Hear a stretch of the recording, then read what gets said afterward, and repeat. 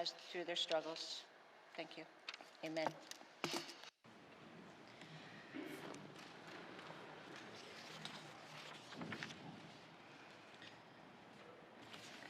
Minister statements. Minister for Northwest Territories Housing Corporation.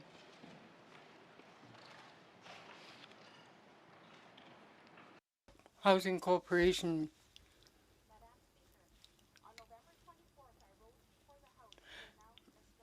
November 24th, Mayo Kalaktonga.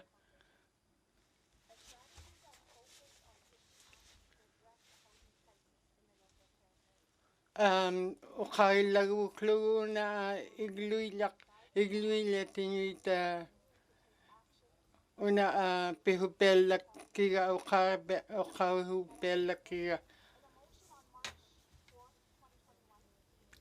una March 24, 2021 me motion niktay hurait ukot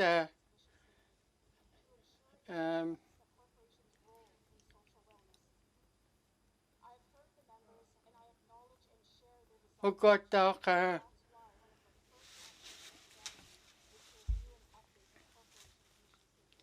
ukot igluita ataningit ukot corporation niktay hurait ukot but mik okay lang niyak tunga una inuit ukari hurait ukot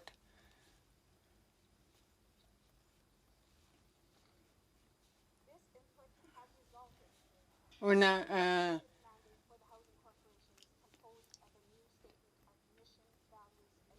ukot NWT Corporation pinyakait ukot kanok mandate miktay hurait na malakotakrak una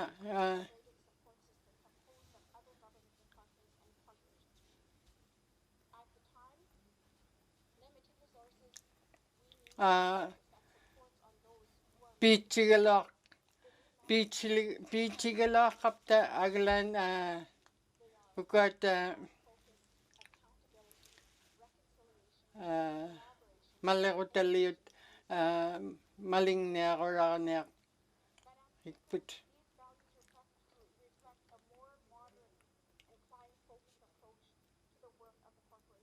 inuit tabra corporation na malakotaliut kang malakotaliut at malakot niya kalakit put aglan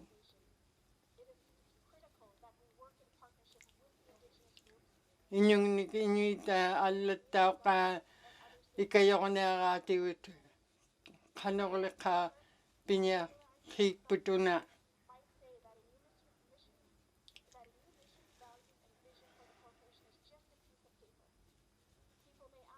hunap tao ka una mandate miktay hugay to na malakotaliw tao ko na mandate mik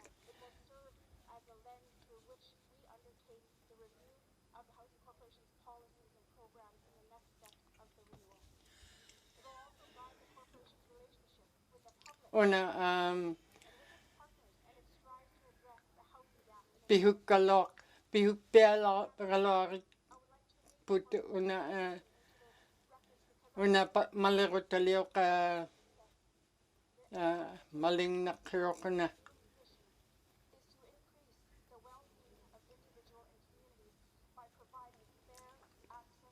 inaward makot inuit ikayo nakirit ukot igiliwilat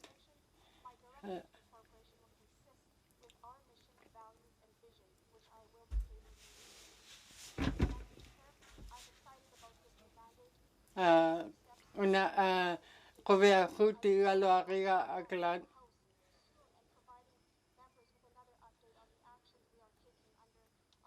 kovea gigaloaria aglan una malakotaliw ka maling nakirok correct. Kaya nakpower do ko habak Northwest Territories Housing Corp min. Kaya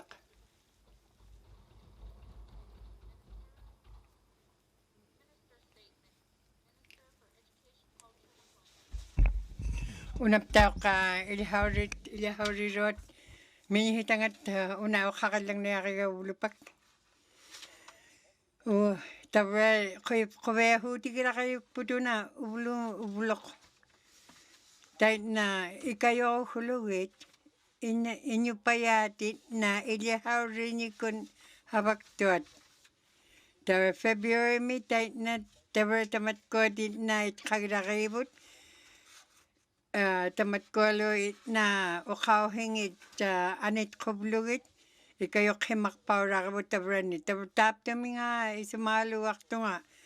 Kanok angalan ni aktilakra nga tam na tamat ko aptaw kilihak tuat. Nagaluni ukaw chiming ni kilihawrak tuat.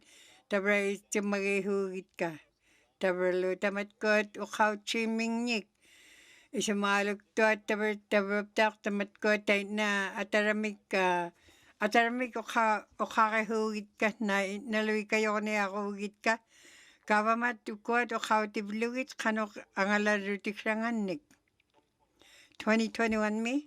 Tabre ukot ilihaw roni na hawak tuat. Tabre lo tayo naptak tamat ko na mumiktitaw lugit. Nagalunit kanok ilitsokib kao lugit. Ilihiman na tamat ko nga ilihimat kablugit kit tabre agalang nik.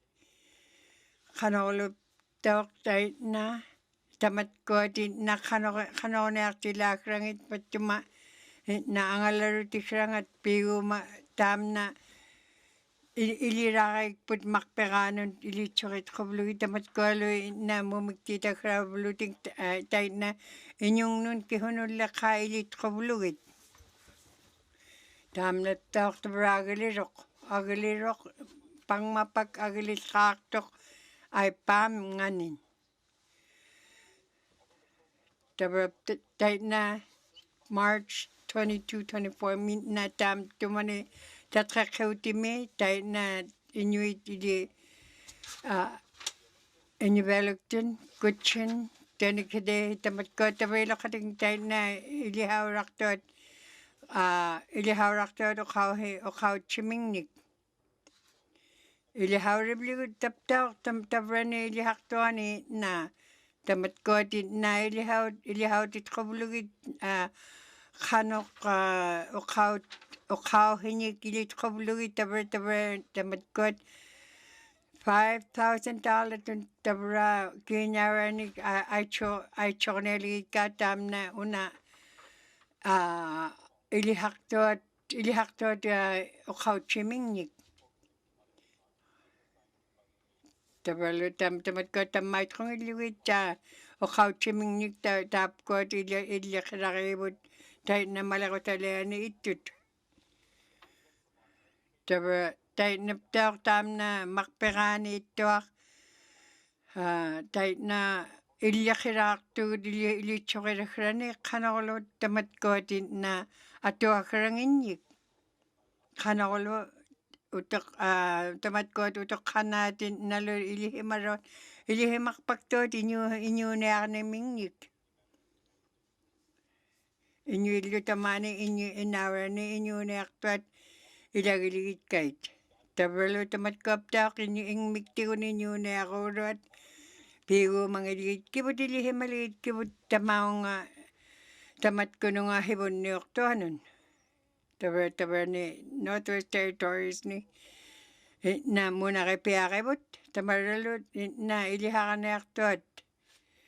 Tabre lo tayo na tamat ko aptak na piyumihakablugit ilihakablugit tamat ko ni ukaw himingnik ilihakablugit inyo gayaktut. Tabre lo buwang aptak na ukaw tiligit sunga.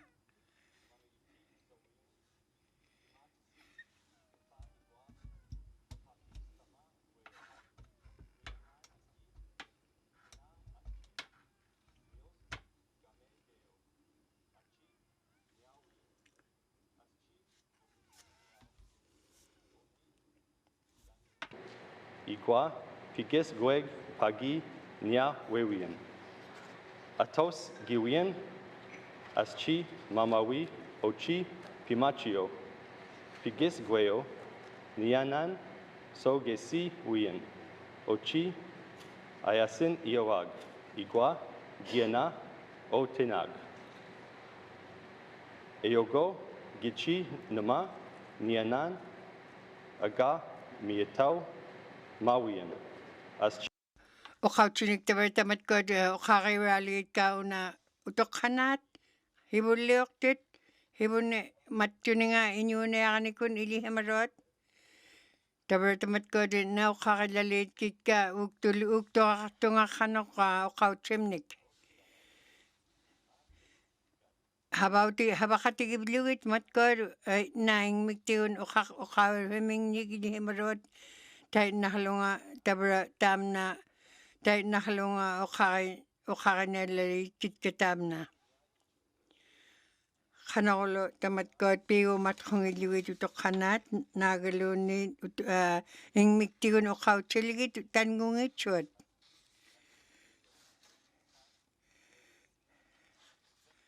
Kuyanakpak ukakti. Kuyanakpak ilipkun ukawradlakabit ukauchimnik.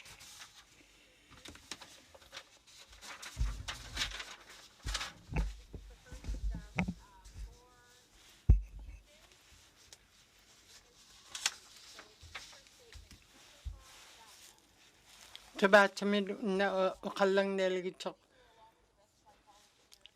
kuyanak una ukakanyariga una iglo kayirot umbani 80-year tolin ukiuli kuna angayokak unaptaw ka annele kuni COVID-19 publalong mi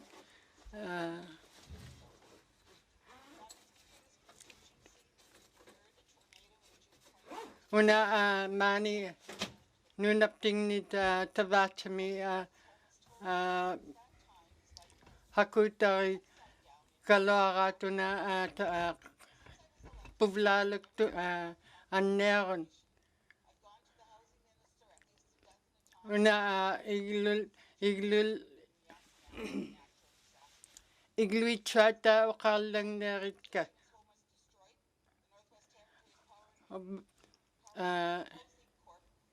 una inyu igla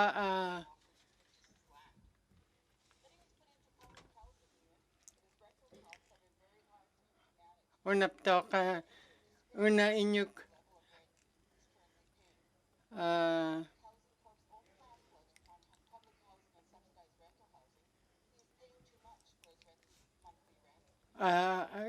igluni akili kami apay kinyarnik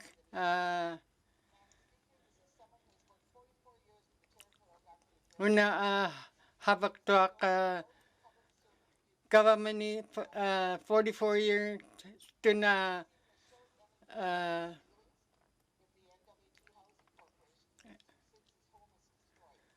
44 years to na habaktuak government ublupak ay giluitsok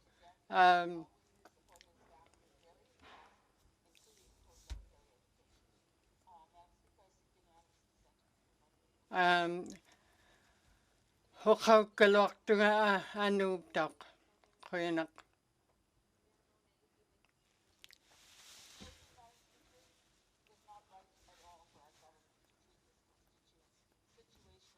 makwa kanuk kabamat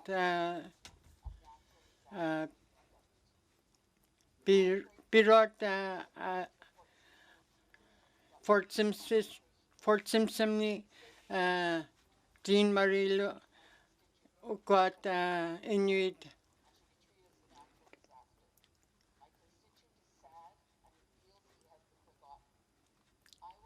una inyuk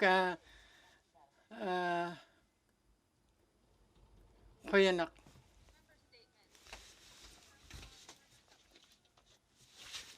Haver Southman ukalang nekto pinak ka. Una igluid o karehu galakit ka. Aka una kabamat matko habang nakaloktod aglan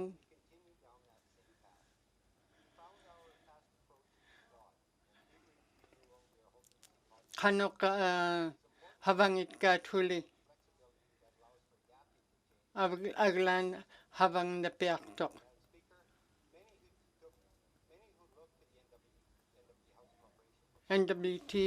NWT Housing Corp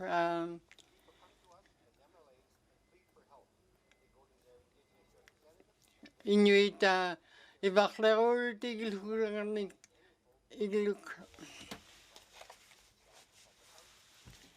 iglukranik pihukkalakluding aglan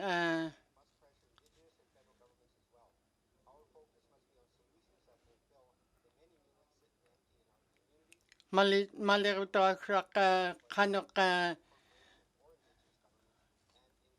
ukat kanok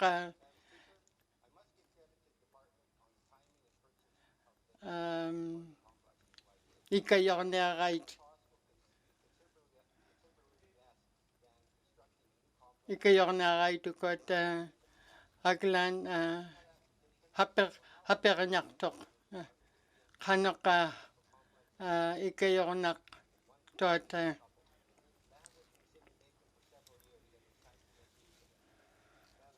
mani nuna huichok tabra habang nakirok iglunik nakirok una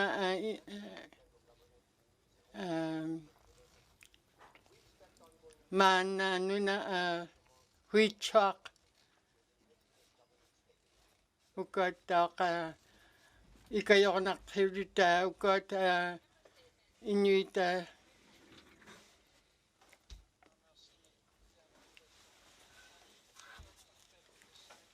January 25th una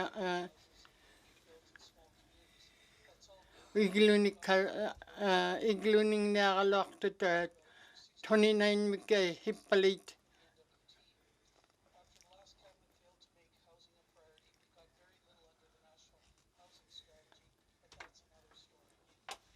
housing mikat pinyakigaloktot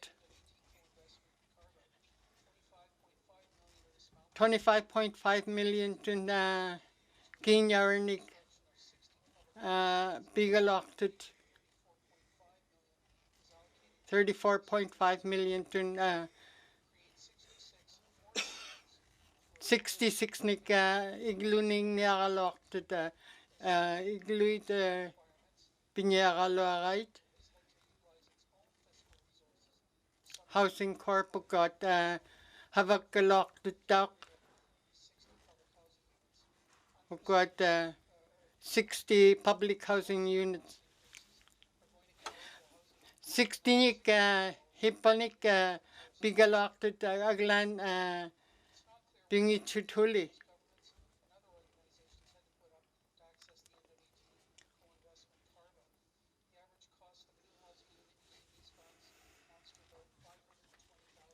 $520,000 in hipanik iglu atawhek kinyarnik taina kinyarnik atogurut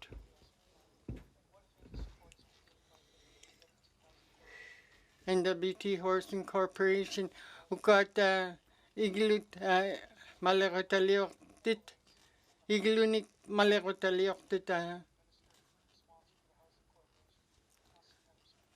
Kuyanak Park.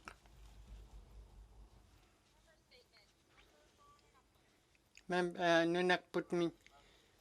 Kuyanak, Madam Speaker.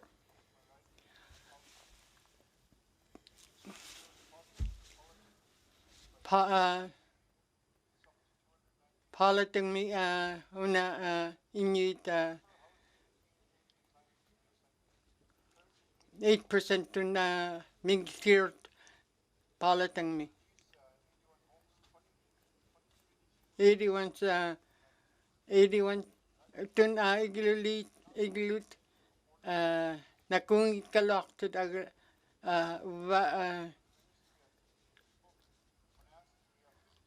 havakta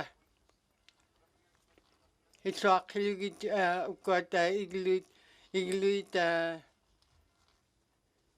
nakung chot ukot ka Inuit I'm a bichot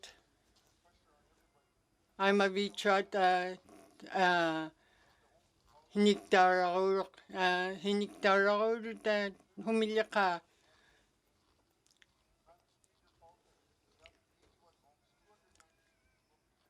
298 tuna inyukakto ka politak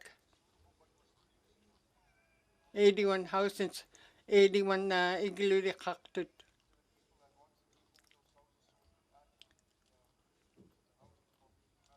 habang nakiro ko na iglulit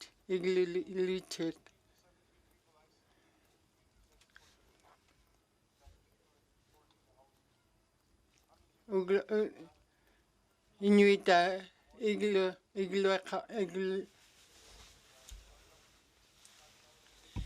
Kabamot 35,000 tun pillahiligitchut pillahirot na atu hikangit taptiminga tait na tunagalan tamat ko na igluiliokto iglulakirot ikayohulugit tabraw na oka kanok allangolugu taman na angalat kuptigo nakulkakibaluktok na tauchikun habau take kuptigo na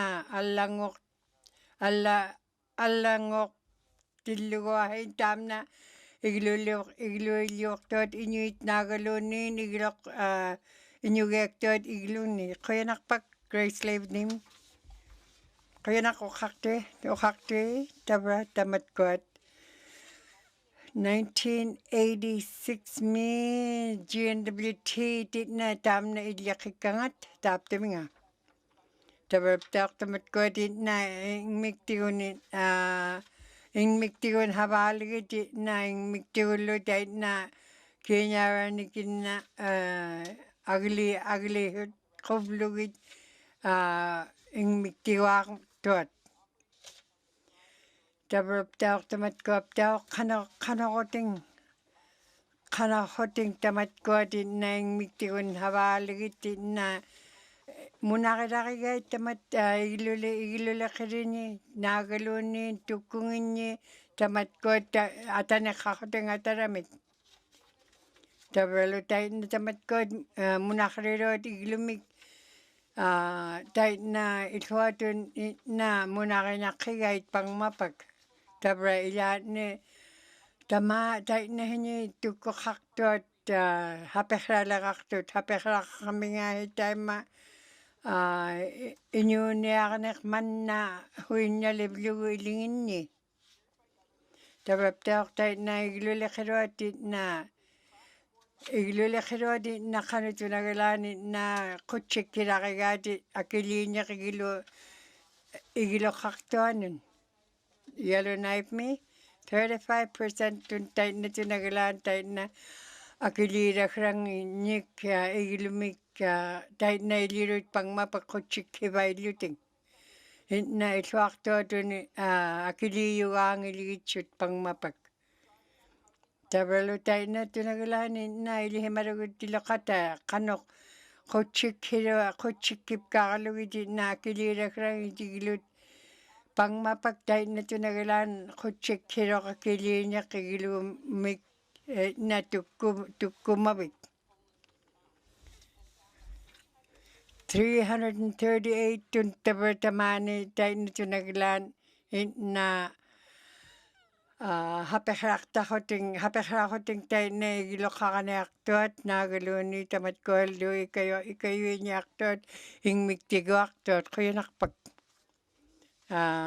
nagaktain man Okafaw, kubito kapan.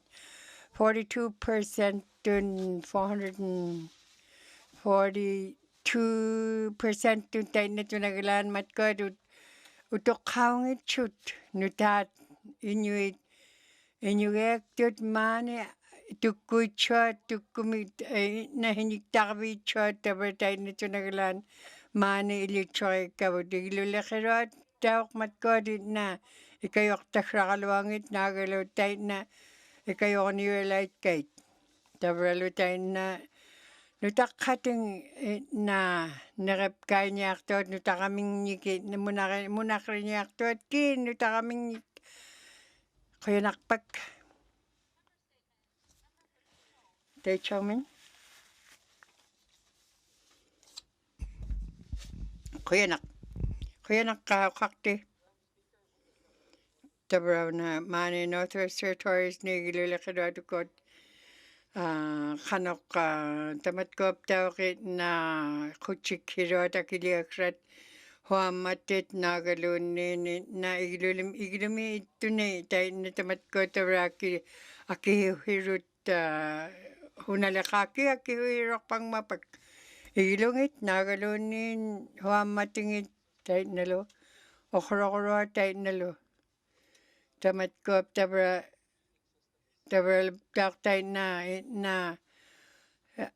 iglo unak tinak kamirung na tabra kuchik hirok akihu hirot tamat ko tulaka tabra taktay na okrok tokpay chotit na ilan hapekralak titakigay tayo na habag kalwa kuting tayo na tamara akilip kaktalaktot. Tabralo tayo na tamat ko nga atok tuat. Tabralo tamat ko at hulakaki atok tuni iglu una atok tuni tamat ko at akiliakrat akihuhirut pang mapak. 2014 mi tamat ko at isumagilakap ko tamat ko at minyahitawrat nagalunin MLA gurot tamat ko at okahimabikangit tabra ilihimag kitap ko at malakok MLA gurot tayo na tunagalan tabra tamat ko at malakot aleno nilingin kait tayo na tabra tutuhakan nyaklugit ilihakan nyaklugit tabra tayo na mani Northwest Territories ni MLA gurot na ilikang ata ilyaking ilugo o kakaking nyaklugo 19 mi katimakpawra kaming tayo mani tamat ko din na pekero takakirunga igilulakiro nugo payak kuyarak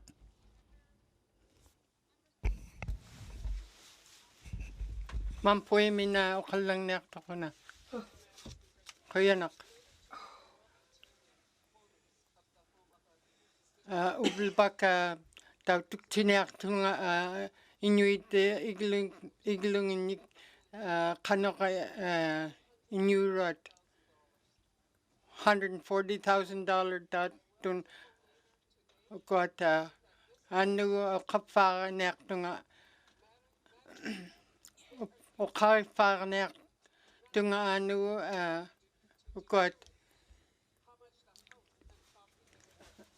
iglunik okanek tunga housing corporation tut kanok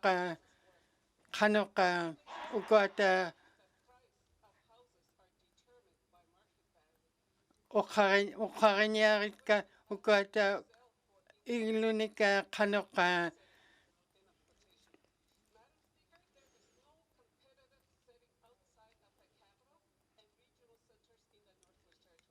ukat kanok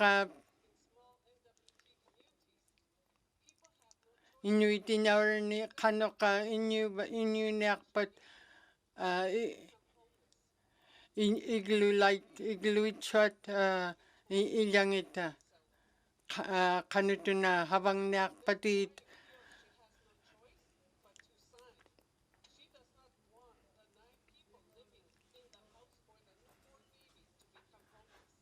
ukota kanoka ikayoknak pihunguna igluilak una 9 tun inyong nika inarami Peterot.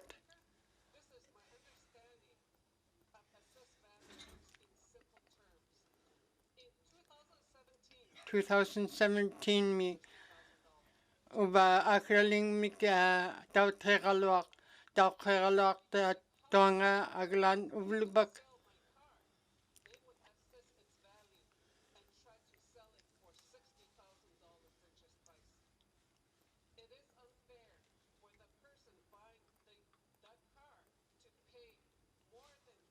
Ukota taus kernek tota akraling mi kanok pinyak pihunguna kuyanak.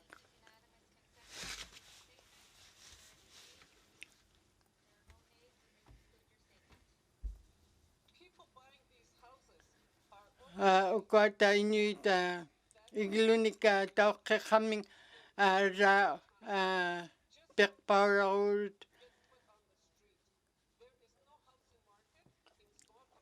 in our housing iglut tau kernek tot pichok.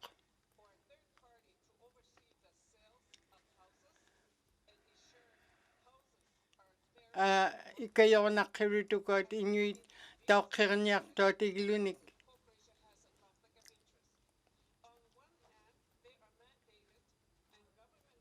Ukot housing corporation inuit malerotaliw tit kanok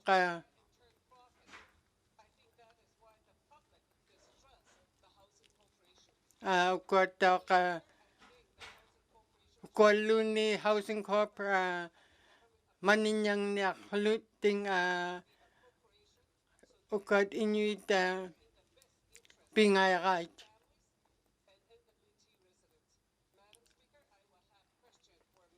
Ano apekruilig niya pin kuyanak. Yalnipe North medyo kalang nektok.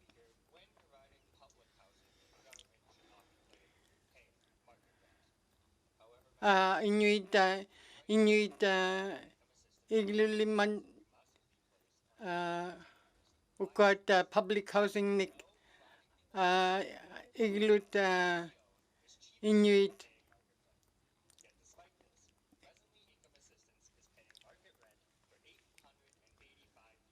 $885 people to ukot $3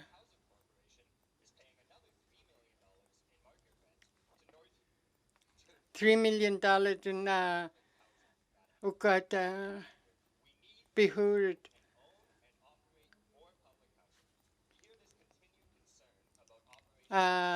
Public housing nik pinyak nakirok. Ukot inuit income assistance mika tahuga to na kanok inuit habang itshot habalay shot kanok ikayoko nakirit kuyan.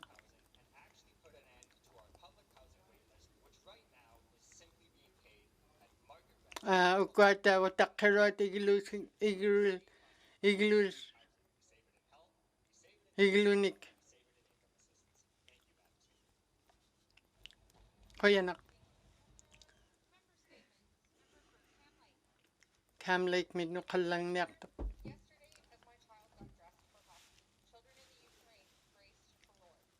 Ukraine mina got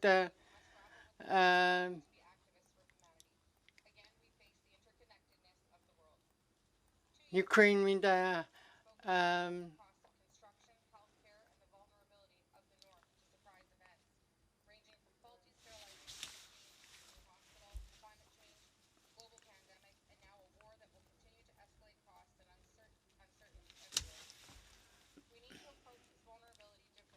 pinya ikayoko nakirut ukot kanok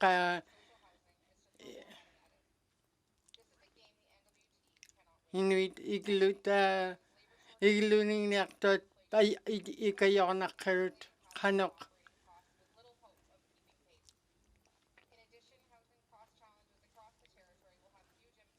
nunapting ni ikakaklugo una kanok housing igluning niaktot kanok ikayornakkerut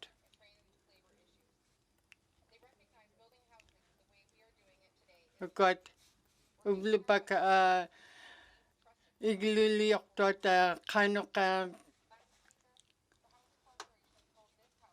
Housing Corporation una ukot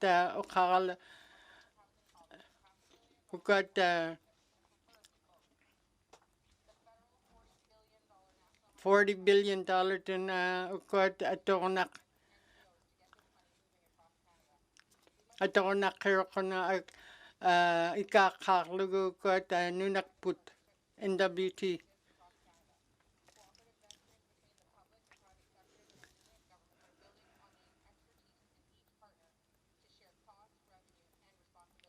Ukot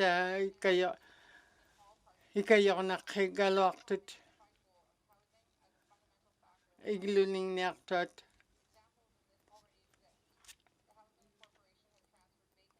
Housing Corporation ukot malerotaliortut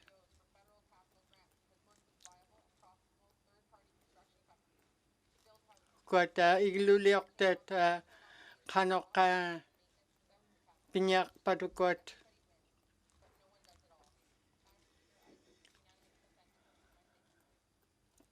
kafalang niyak tunga kuyanak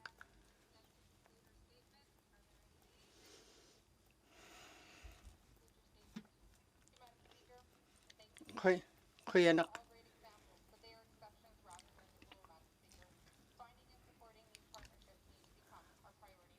pakinyak. Thank you. Kuyanak.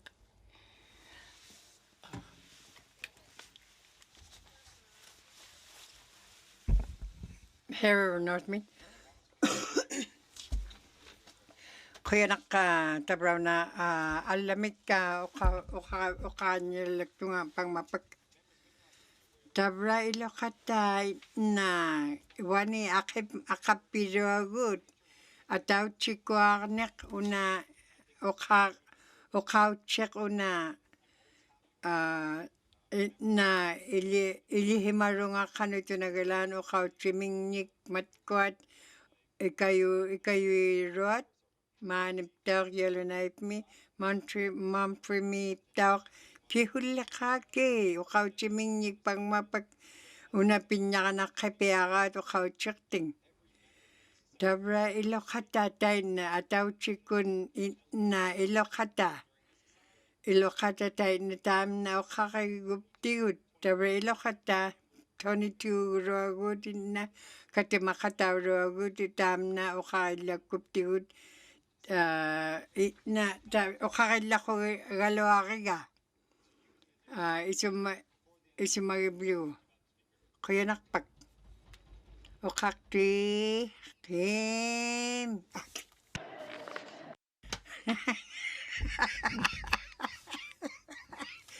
kuyanakpak nahande minyo kalang nertok sabraw na tabrawagut nalugut na wagutit na uka 1931 mi tabratay na ukaktot tabra una pil ukaktot tabra pigo mangikik puto na itkagilahu put tabra 11 tun na nutakakaktok nalo ilakaktok atawra minik nukalung minik ilakaktok tamat kuning tabraptak tay na taramik tay na habaktok na matkwadi kayo niya ako ni inyong nik nagaluni ning migun habang niya ako ni 1953 mi tabra lu tay na tunagalan na kana tunagalan tabra 67 tun katimahimarog tabraptak pilo na tay na tunagalan Date na tunaglan Billori talo tabar 30 tununa hibihugal 30 min na angirok katimarok mani liyo habak kimagrok. Develop daw kay na ili himat kablugit tay na kanok inyo na kanimik mani nunapting ni na bil develop na kauti himagay nutakani liyo matkolo titi chani uyokone na ilawrani tamani itot o kauti himagay din na ingmiktiguni na inyuk una itluatun pingi hoakop ko tay naptak tay na utimun tay na pinyakatin. Kaya nakpagka tam na itkagilalit kibut nutakakay tapkot ilayaktot. Apakautakakam pata Tabrani pulektaktot tamanit pat naga tabrao naptauk una kinyawratigun ukakailang nelit patrung nunakputmin kuyanak ukakte ulupak tabrao na ukakailang nelit kinyawratigun kanutunagalan mani nunaputmi Ato tilakrakput 17 million tun. Tabar tait na tunagalan ay ato kirnyakatigut ato akraptingnik tamat kuning hunigilaka iswak kirakraptingnik ato kablugu tait na tunagalan. Tait na lo tabar tamat kuning inuvialuktun na pichut. Ukiutkik. Tabar tam na kakahawrati na igilangaktuat nalo kanokolo tay na ukaw ti hukangit tamat koatin na habamiktigun nagalunin yalonaipunin na ukaw ti hukangit tabro na kakahawratigun. Tabralo tamat koatin na utekta kaming na humun awla kaming tam naptaw ka kehohemmek iglulakiroti uttaw tabar tam na pinyaka na piaktok isumalugi na piaktok tait na inyuektot tait na igluilyoktot nutagurot matkot tabar ataw hitwalong tait na hinyuekaktok Hinyigibirakakta kataw hitolong mikin na. Inyugekto talamahong naktutabani inyunekto taptaman iglurami. Tay na inyunektin nga kalabut. Iglulakiroti tamat kotin na habakto tamat ikayoluit kanok. Isoatunin nali inyunekamir rumaut. Tabralo allakun nakanolo Government's broke. We have to look at other avenues to find money. Finding that money is working with outside corporate hukot long-term lease agreement in place. I'm pretty sure we could go down that road to provide service to our constituents. We're reducing our wait list again. We have to get everything sorted out with our vacancies, housing improvements, not just waiting for summer. We have to get things done as soon as possible. We can expect our families are growing.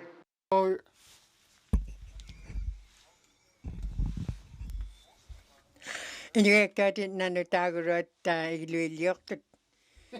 Tamat ko tabre ikayo ako nakipiaktut ilokata ili tuhagik puta taramik tabre tam na anitakaiga maunga ukakama. Emele urunga kinu naptingi. Tabre lutay na kanak tamat ko atin na ukaktuanga ko ta pita. Isagutita. ikayolabut. Matkot tabra ilo katatai na ilihimaru tamat kot habak vitkai nalo inuit na isoatun inyuniaquvlugit tamane MLA gurunga tabralu tamatkotin na kanok ilokata tauchimuguta matkot tutkikarnearlugit kanok inyuniarutikirangit inyulautautikirangit na pita pangmapak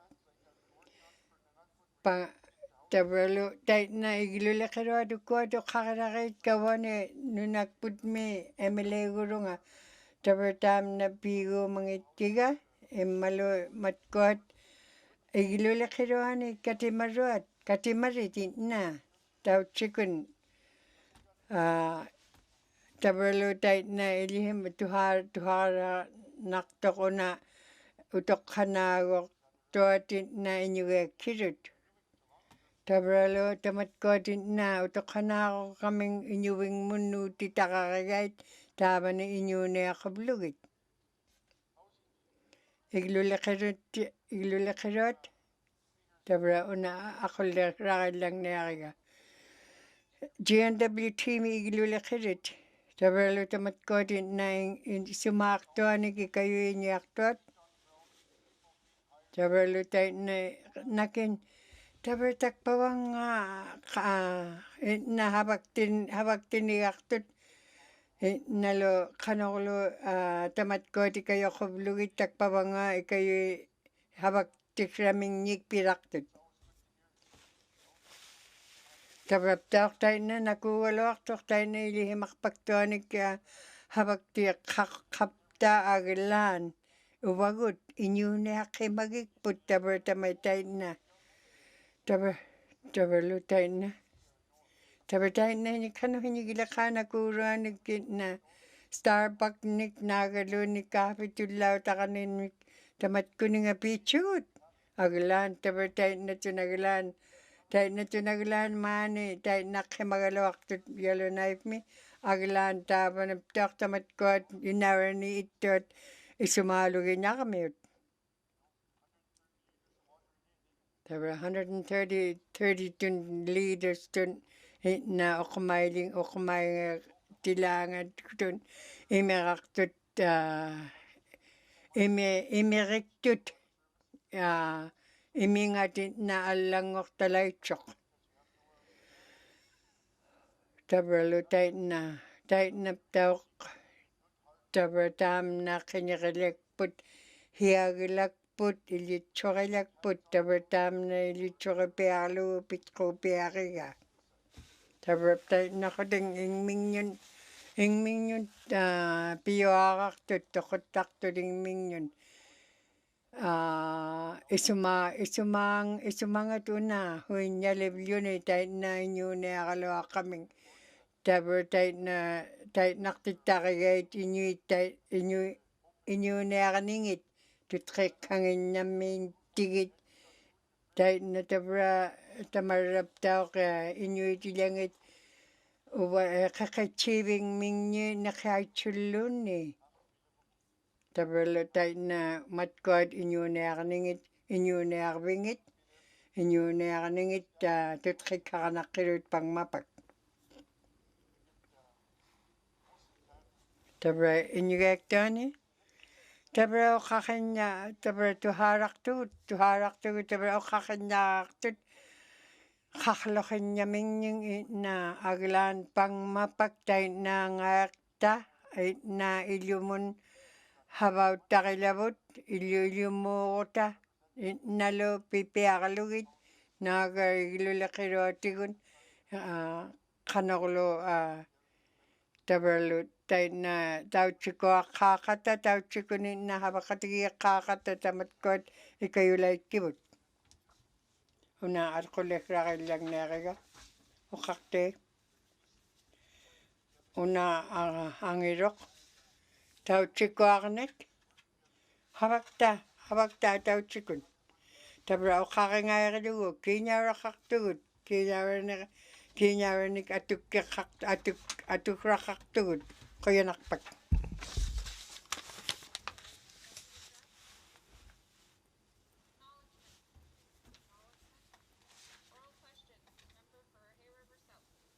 Here South Min na kalang niya to na. Koyanak.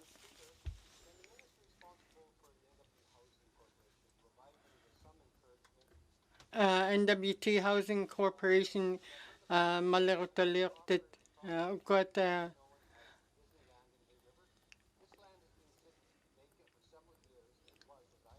una nuna huichok igluichok huipiartokona nuna kanok atoronakigait igluliornakigait ukot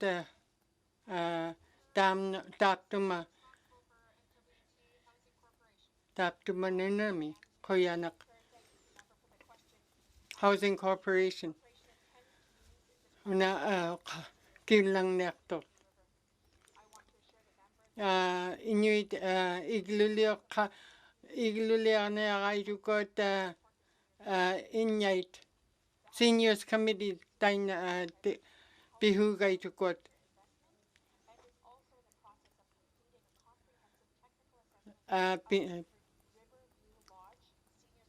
ukot una Seniors Complex mika piha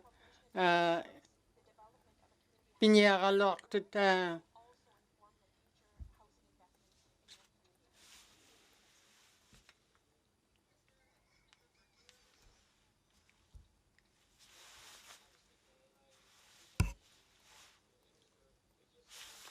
koyanak okakte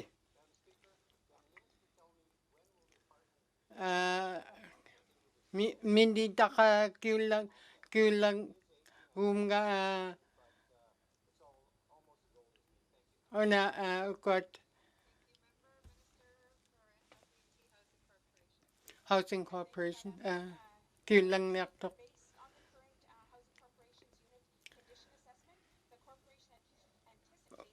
ukot corporation niktai hugay ukot malarotalioktot Housing Corporation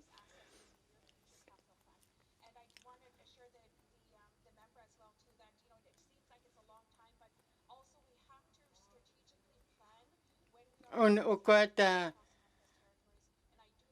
iglulia kaming munagana viuraloktok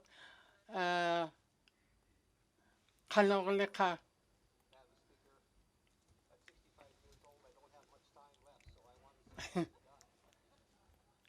ukiliktunga 65 nik ukini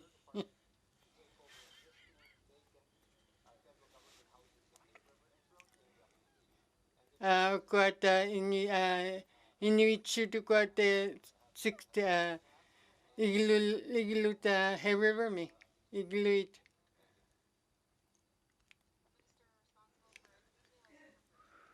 NWT Housing Corporation apekroik kavita taiku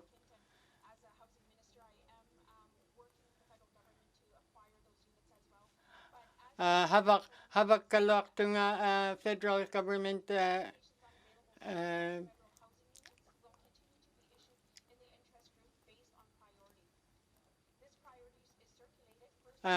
federal government havagi kaloktut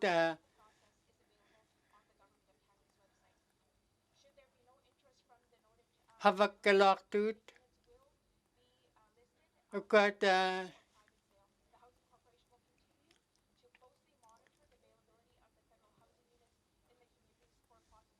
ukot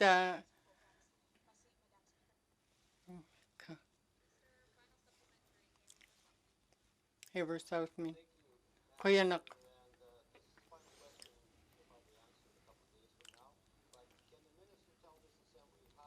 midakano ka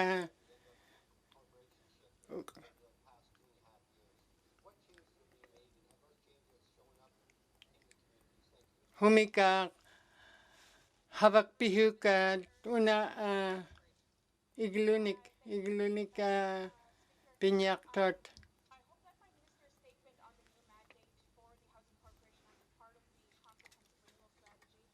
Ukota ka Housing Corporation kokwaru galok that kokwaru rutinyu da kan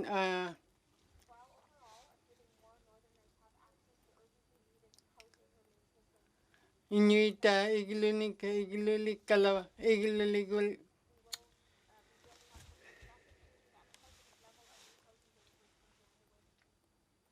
koyanak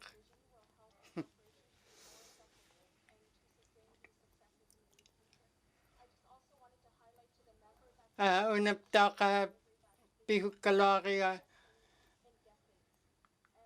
ukota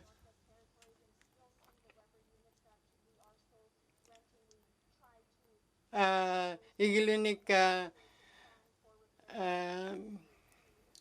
kanoka tauking kalaklu atoklu governmentin una kanok renting taihugaitan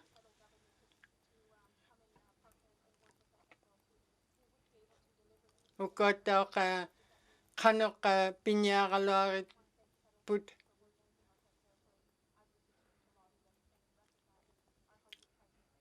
federal government did uwuta habagi kalok tut pinyakluta isokanyaklut luta kanokle ka ukot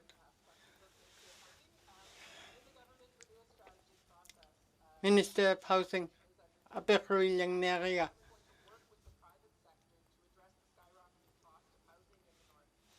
kanok ka una isokanyak isokanyak toka una ukota kanoka iglunika ato coming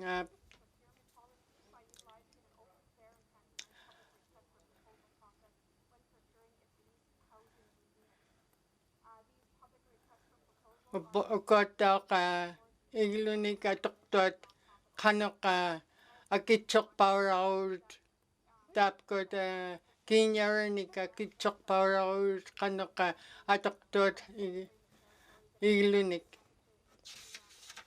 kanok pinyak pa pihyung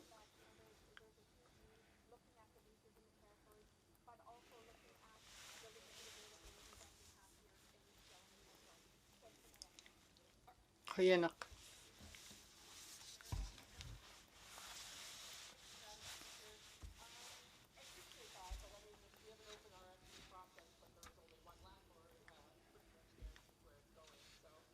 uvat ka ataw himika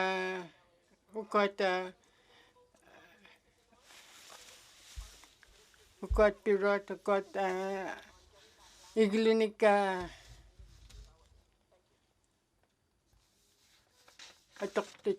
atoktot chirit kuyanak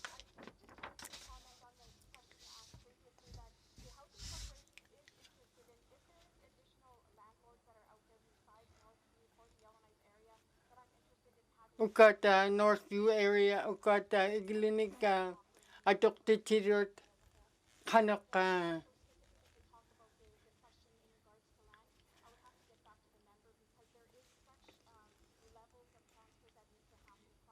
ukota ka nukte road ukota land view land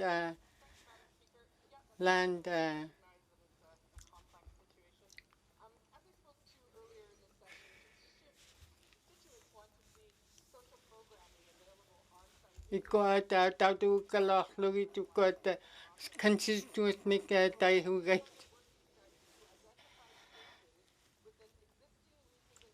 ukota kanoka pinyak pati tapkot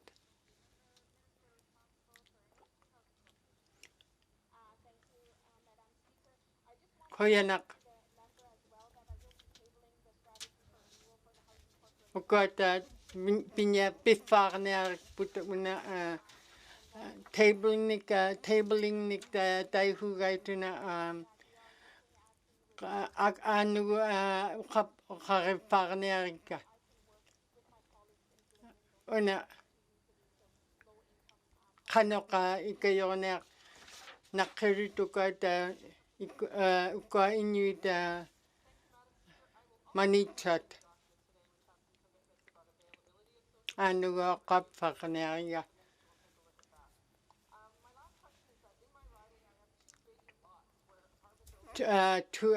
Malong nika ukot nunat pichut igluichut nami koyalak.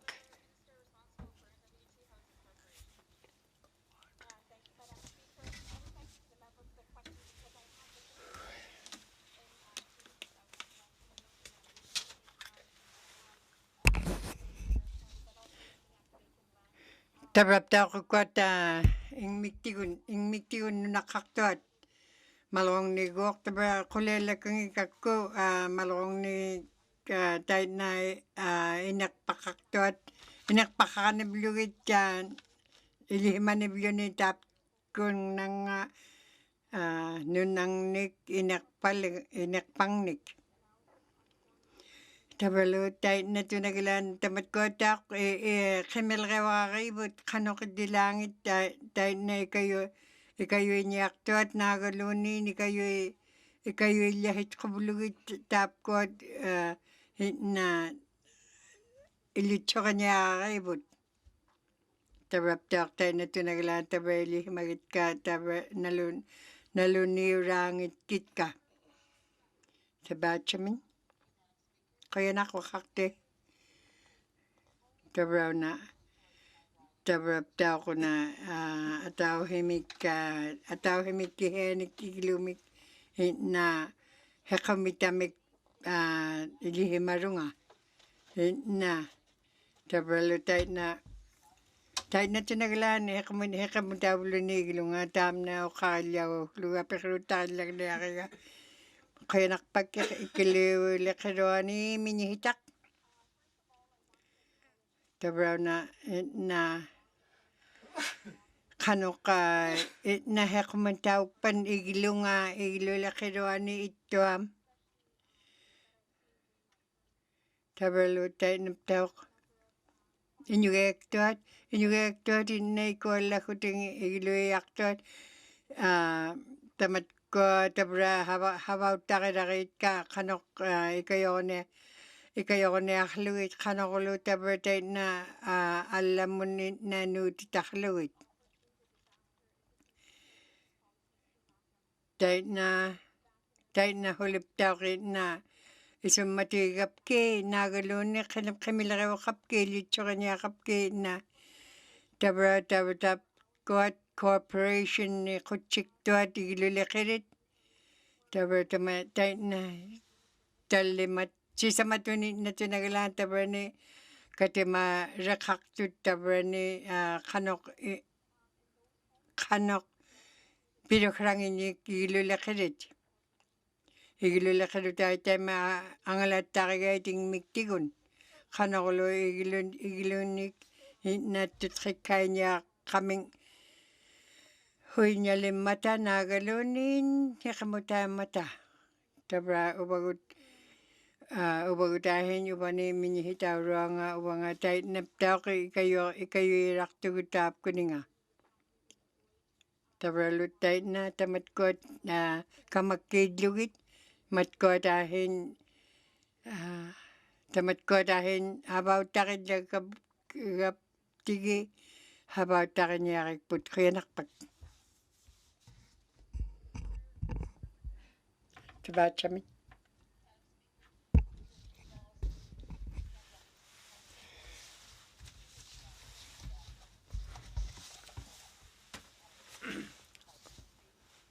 Ukot kanok pinyak padukot inyuit ilyani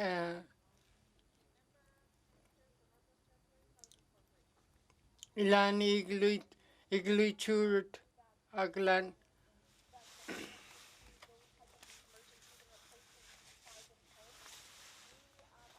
ukota ikayone ugibuta ukota igluit chat una natural disaster mika pihugait piyakula yort kanok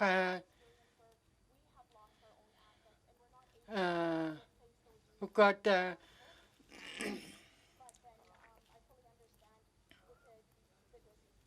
ukotak tai hugait una disaster nika piyakula yort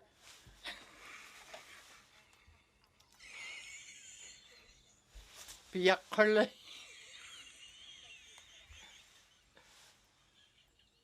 koyenak tabata minu kalagna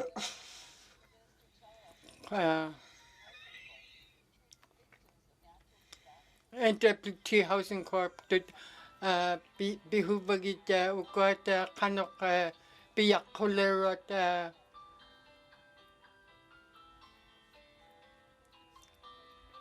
Housing Corporation koyanak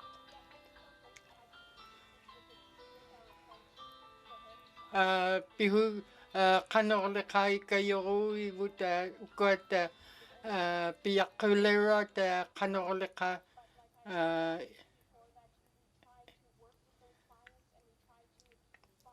habakadigi niya alawakit ibut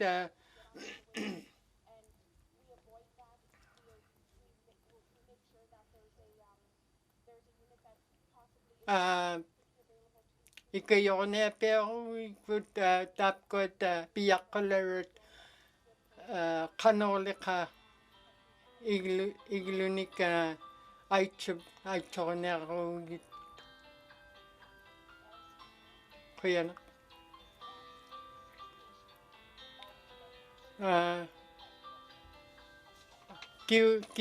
kiurat ingilan una igluichok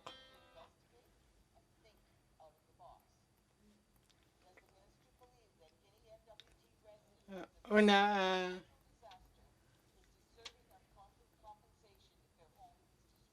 got pinyak pitay kayo nakpatukot kanole kapiyak kulirat iglumik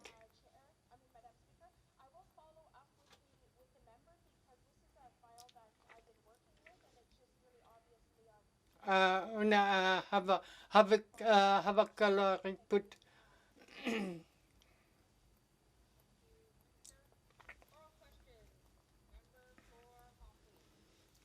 mampuimin kallang nektok koyanak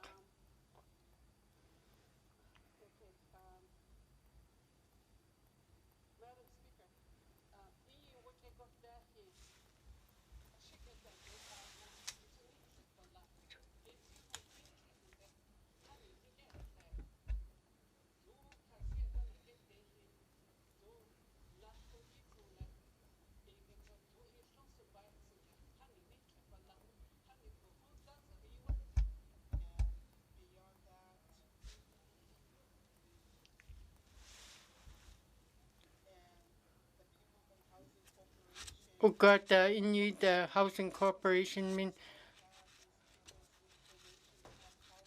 ugot bigalak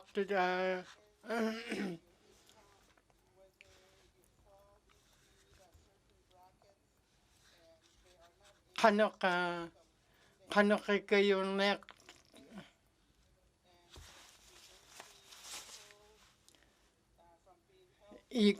kanok kayo nek bihung Inuit tapko piyakalerat kanok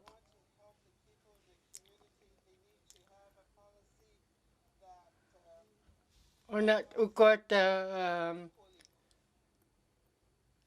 inarni igluichat kanok ikayo nakirut aglan havaichut hava Havak rachut got Inuit in our ni.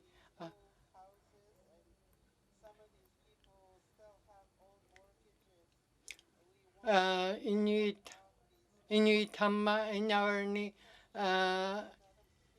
atok tutuli iglunik. Kanok pinyak pati got housing corporation. Tun tayo nakuha ito got aul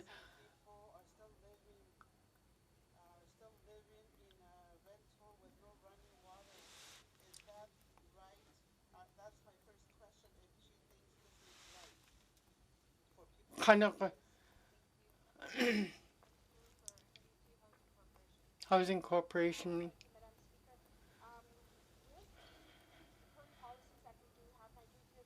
Ugot habang naktot hababot kanok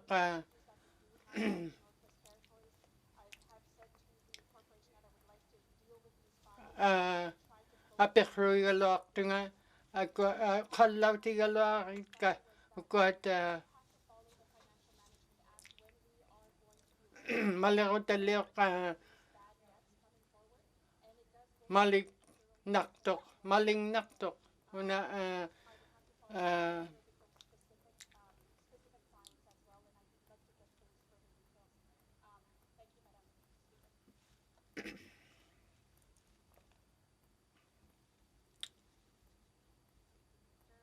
Minister Housing Mampui.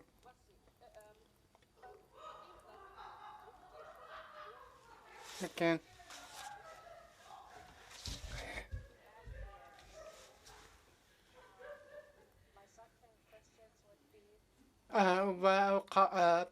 Apikri lang niya ito nga got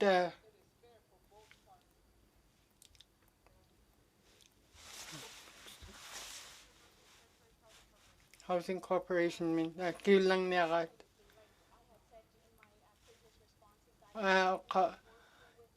yeah okay lang niya yung na kanok inarni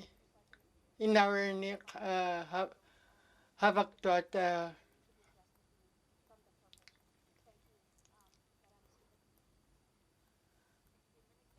igilunik habak to at kil lang niya kat na mampuy min kuyanak.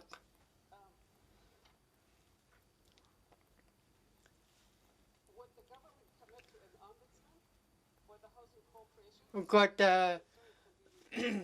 government kanok apekri nik habak kadin lang niya pihiw kalok tunga got kanok leka habang nak habaki kuyanak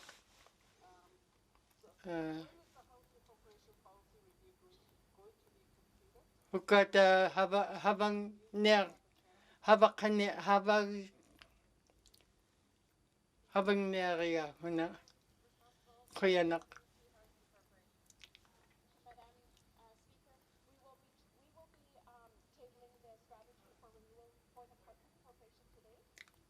Ano lupa ka o kapari na puto na kano ka habang neri kuyanak.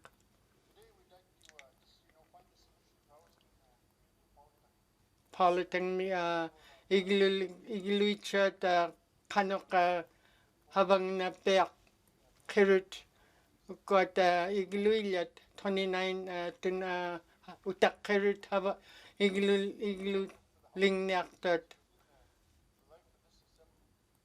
kano ka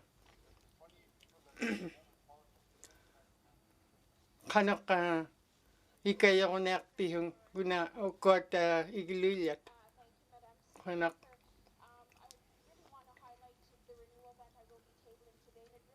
Anu akop uka pakaneriya una Inuit ukot Housing Corporation uka rinerait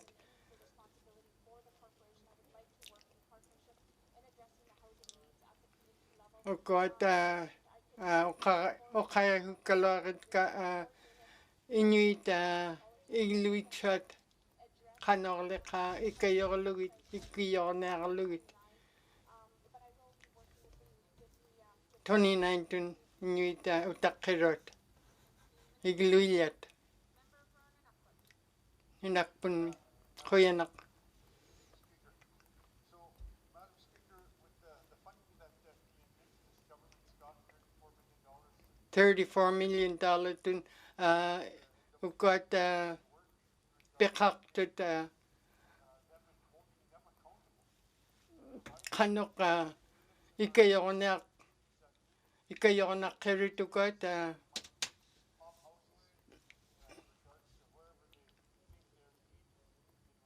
kanok government kut ukot kanok ikayornak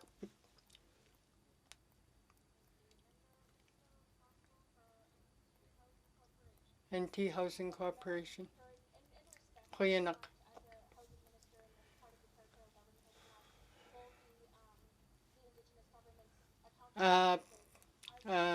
Ukot Indigenous government nika tayo hugay dukot Inuit government ingminik habak tot.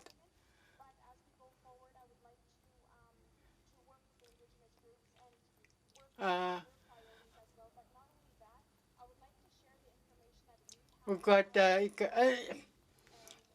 kanol ka habang nakirit ukot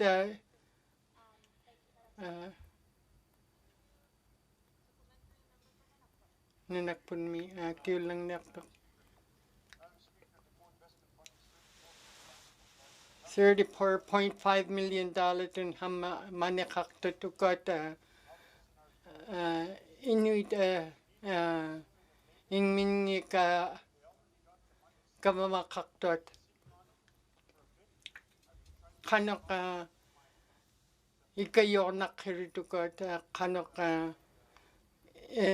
inawarnik kanok ikayornak kirit kanok pinyak pat kanok kiunak higati utukot kamamat Inuit angalat tangit.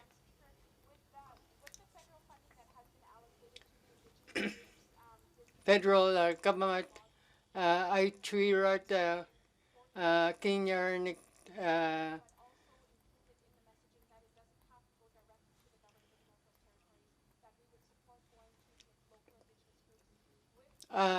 government federal government could I treat Kenyarnik got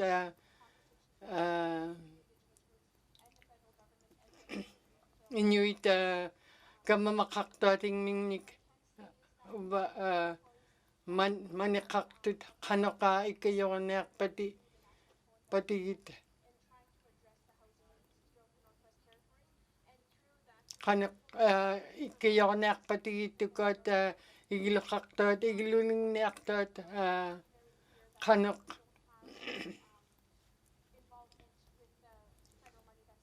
ikayornak kiritukot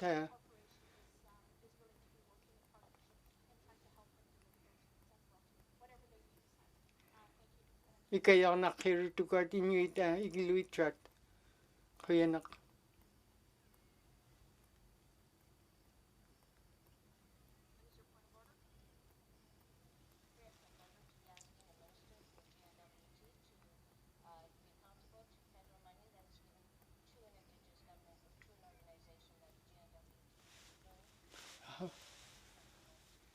Kuyanak.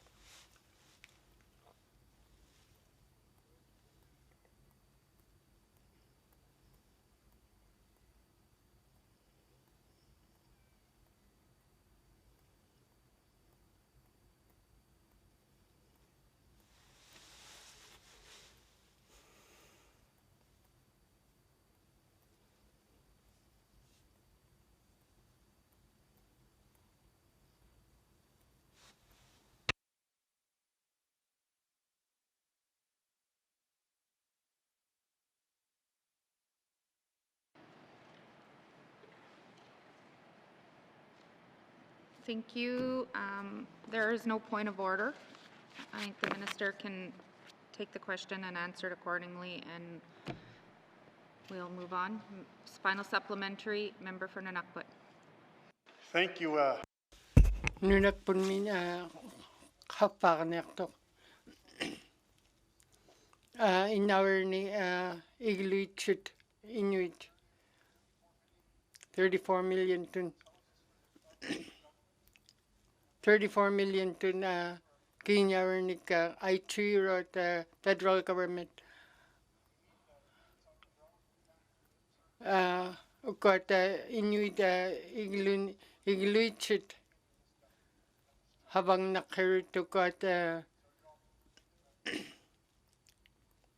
uwagut habang nakirut kaya nak they chomin ukalang nekto kaya nak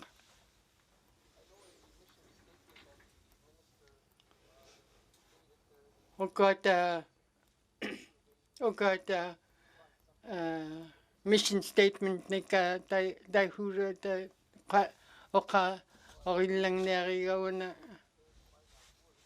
innovation mik dai hugay got kanok pinyak pihi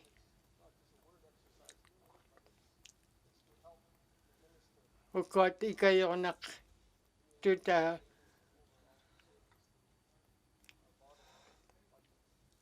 ugot kinyar ni ka habaktot kanok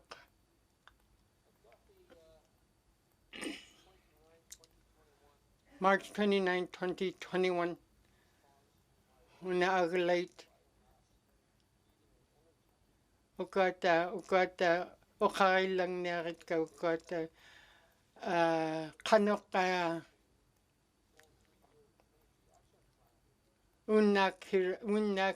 unak tonika kanok habang neray ugot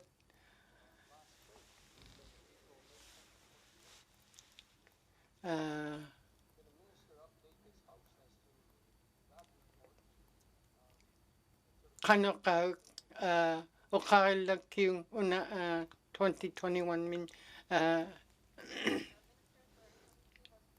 housing corporation kill lang na okay tingin neriga tam na okakti they chomin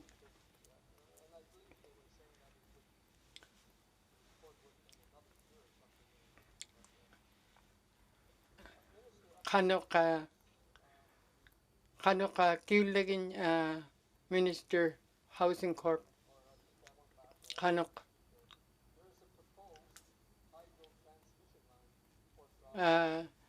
unak yun na hydro line nika tayo gato ko una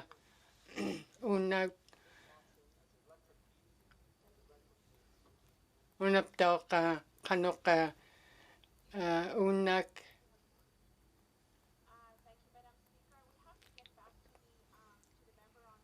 kiufa neriga una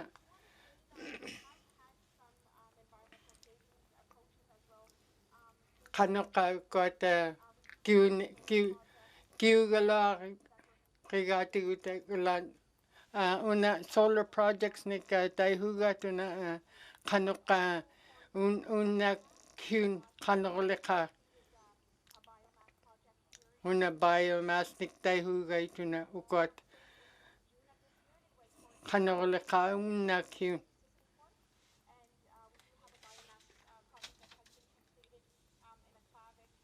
aklaming mi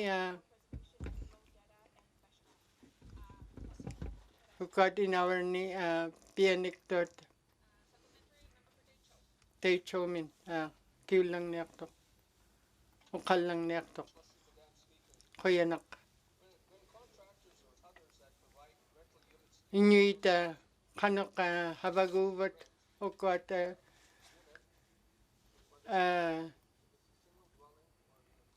kanok habagubat ukot ukonik unakini unakiunik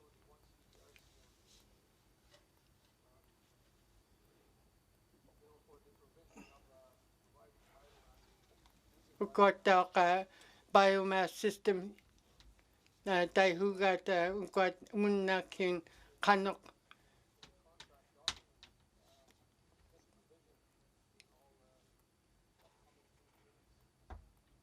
ukota iglut kanoka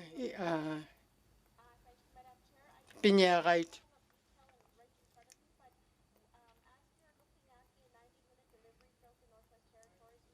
90 unit mika pinyak to Inuvika Housing Corp pinyak to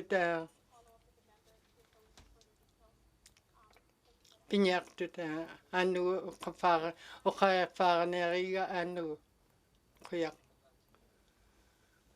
they told me lang nektok kanoka energy efficient niktai hugay to kwata kanoka unak kinyak kanoklika atonek tak kanoklika kwata unyak kinyak tot kanok pellet nik tai hugay to kwata ignek vekpaita unnak kinyak pak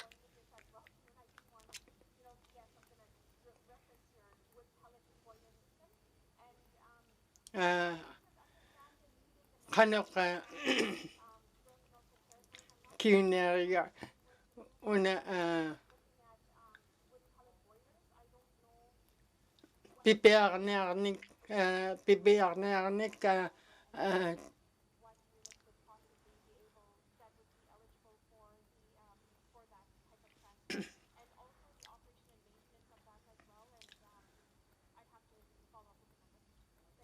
kuyanak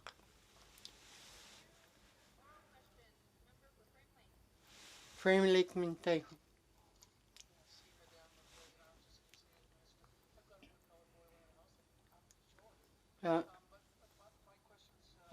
ing never kaktunga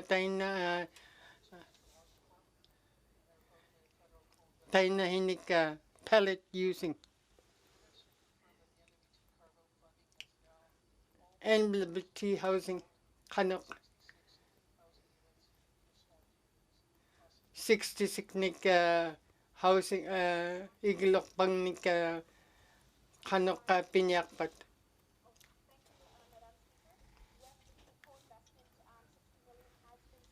60 million to 60 million dun tayo na tunagalan mani Northern Territories ni atok himanik tut tabab taok tayo na matkuning uktok himanik tut 34.5 million dun tabang government atok himarugut atok rapting tayo na tunagalan ay chok himagati utupani Northwest Territories ni iglulakirwani. Tamat ko tenineshit good Ford good hope teni mat ko alla tay na tunaglan ay chok himagait kaya nakpag frame lake min frame lake emelenga taba kaya nakpawak tamna ariga tuhalaw takapko $520,000 tuntay na tunagalan kinyaranik ato akranik pihemarugut taba kanok tamat ko tay na angalan niyak patigit nagalaw ni hibun na kibatigit tapti muna kinak NWT min ministak igilula kadwani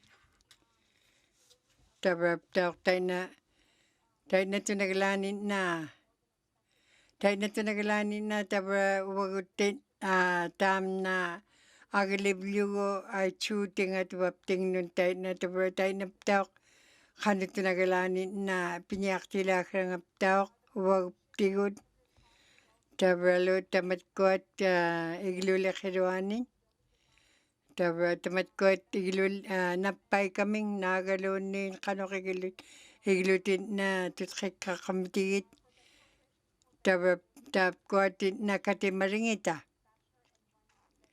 Taba tayo na tawak tayo na hinik na paira kami nga tawa mig pa inawaligamik.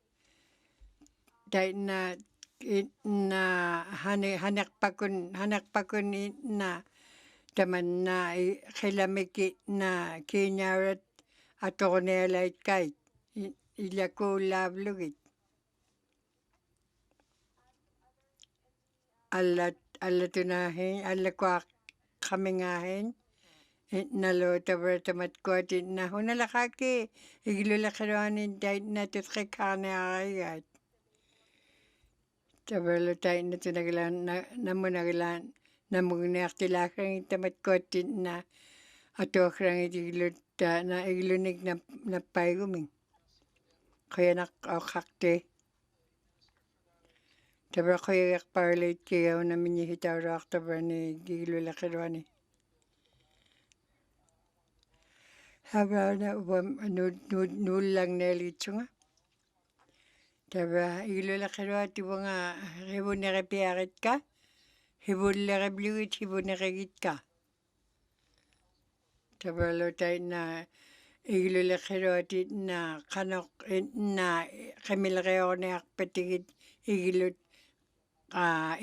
tamani na paimrot nagaluni atok tangit kanok tayo na akilip ka na patigit iglunik.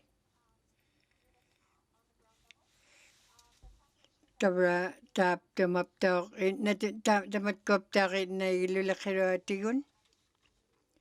Ilihimarugutin na inawala na kanuto nagalan atok tilangit nagaluni ilihimanakakibot kanuto na kilikanyak tilakrangit. Tabalo tayo na tunagalan kano na tilakrangit ilitsokanyakakibot. Tabra na kinyarak atok kiratukangat. Tabra tam na atok na nakikput kad. Atulaw takalugop tayo na atok na nakikput. Kaya nakapagkakakti. Tabra nakulik sa ko na apakrutakit lang.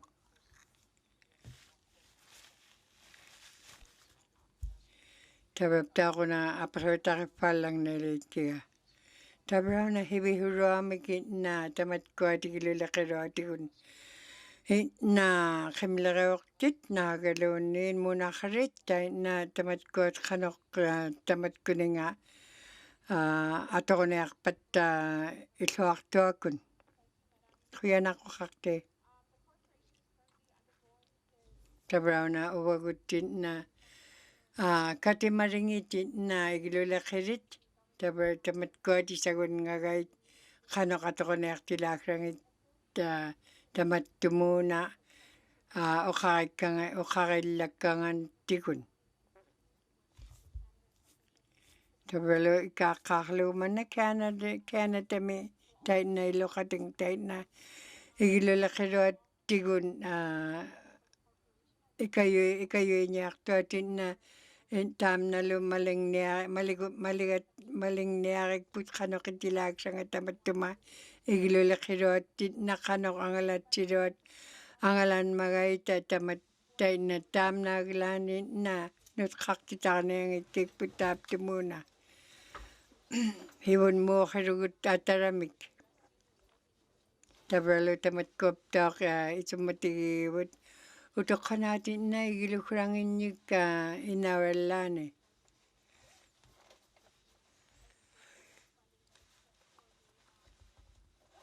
Tabalo tayo na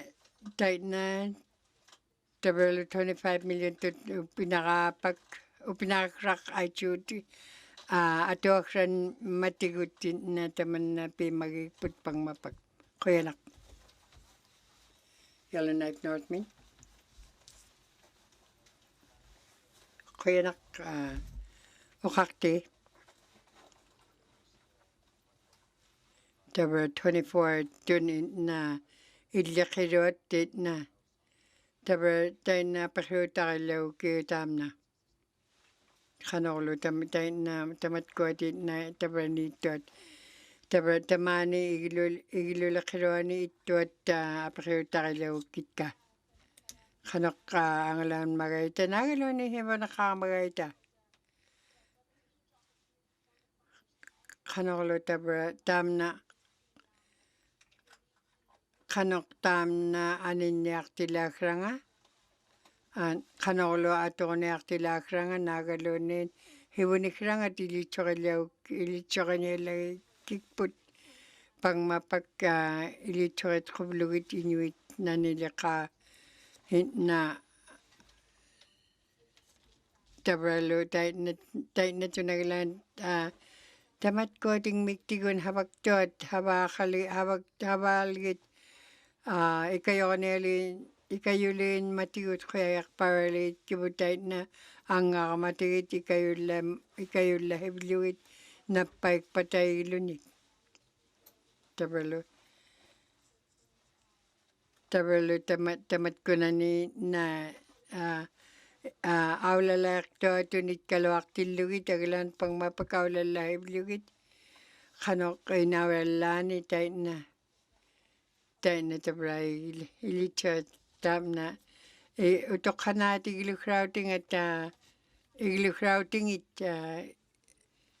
ukalaw kitka ukalaw kapag mapak kanoklo tabray tamat ko din na utok kanati na ilukrang iti mga isumagipiyakit ka kuyanakpak Yellowknife Northmin kuyanakukakte tabralo tayo na tunaglan tabrap tao ka Yellowknife min na tunaglan Inuvialuktun tayo na tamat ko na ni igilulakirani tot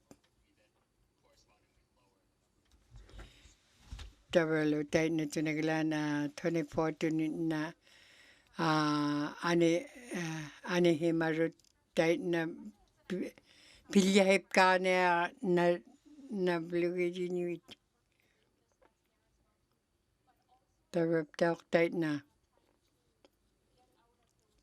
24 ni tabrap tayo na tunaglani na Inuvialuktun no takakit tayo na tayo kanok Inuvialuktun tabrap tamat ko din na isumalugib-lugid tayo na tunaglan mani Yellowknife mi igilukra kaktut igilulakironi tabralo tayo na ilichokanya tut tamat ko ng igilulakironi hakapiringin tabrap tayo na tabra kigutakawag tungatapto muna Yellowknife Northmin kuyanak kuyak paralit tam na kiulang mga tapto muna 700 tunluni mani igilokra kakpata tabra $3 million tuntak tam na ato akrangat atulak parung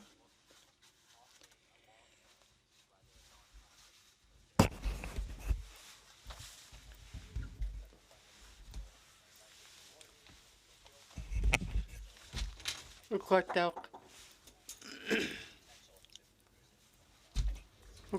ka $30 million tun ato na kat Housing Corp pivot type ko kanok kuyanak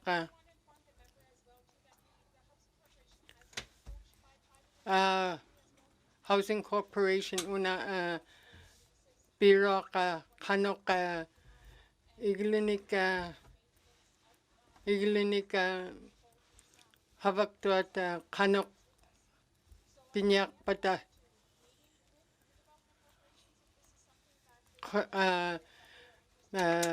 housing corporation nika habak khati hukkalwarit ka pihukkalortunga qanorleqa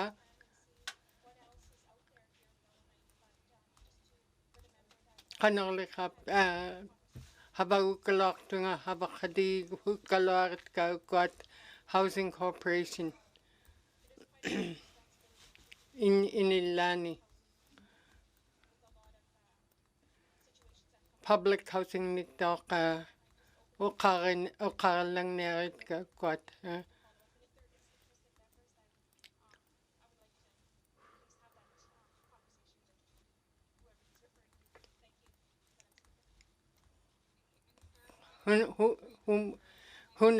humilleqa uqautiukka kitka ukkuat uqautihukkamnga ukkuat public housing unit yinika pinyaqirit qanuq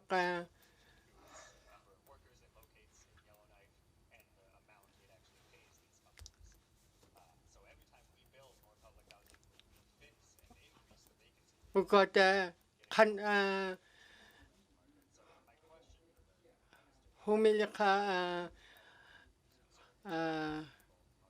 igilileqqiruat igiluit nappaqtuat qanuq public housing nik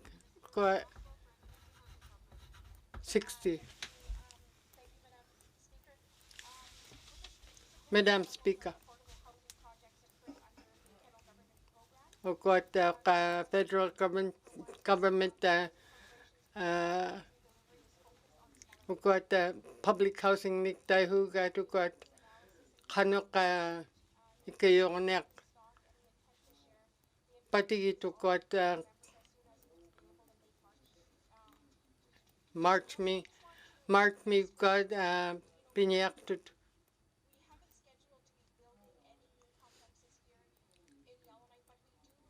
mani Yellowknife me pinyangit kalortut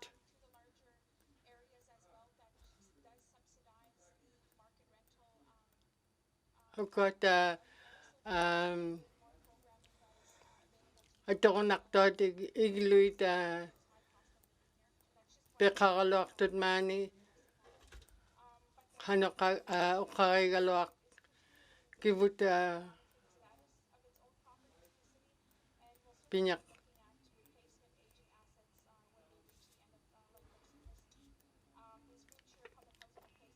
ukkuat public housing unit qanuq public housing nik taihugait ukkuat iglut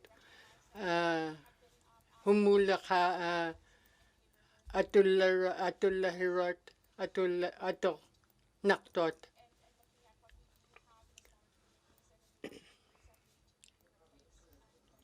ukkuat tauqa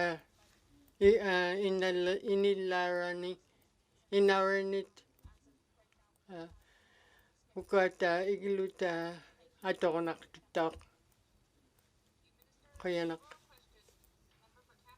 Cam Lakeman qallangniaqtaq Madam Speaker, my first question actually relates to what the member for Yellowknife North was talking about. Opportunity to enter into long-term leases with different organizations qanuq ukkuat qanuq ukkuat tauqiglugilanik piniaqtuat qanuq atornaqtuat igluit aglan kinyaranik piniaqtuat tauq Housing Corporation qayanaq ukkuat aglan ukkuat havangnaqtut havaktut qanuq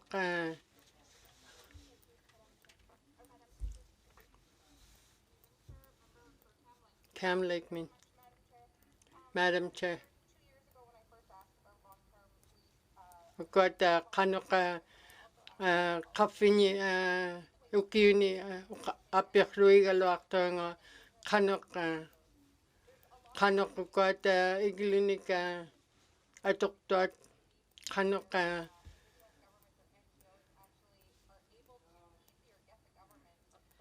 Hebehoni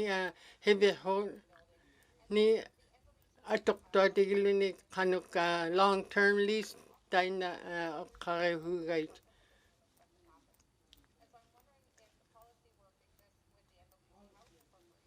Got Kanok Habak Patigita Kanoka got long term lease Nick Daihu got Una Housing Corp.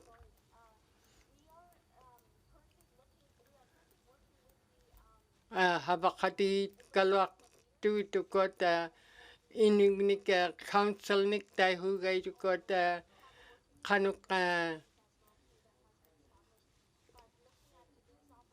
Kanoleka Habakati near Loak Kikput.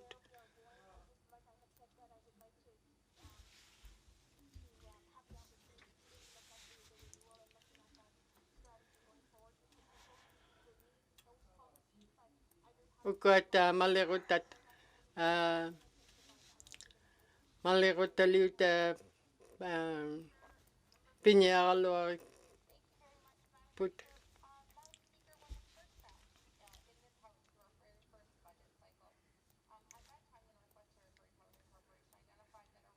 Northwest Territories Housing Corporation got Okarit Lang Niarai to got NWT Housing Corporation in a Kilang Neptok. Got partnership Nick Daihu got Habak that Ilakating 90 units Nick got Okaral Lang in a Inilarni in our 92 Hipalik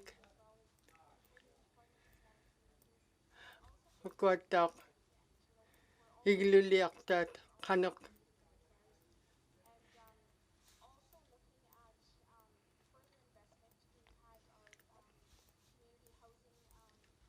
community housing Nick Daihu got in our Inuvialuktun got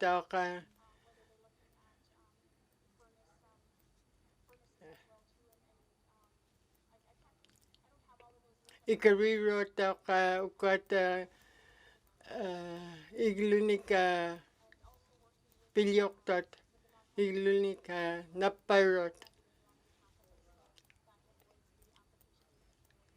Ikayor Lugit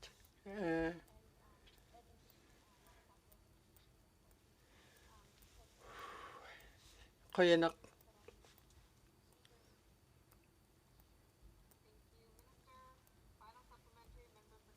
Cam Lakeman Kilang Oka.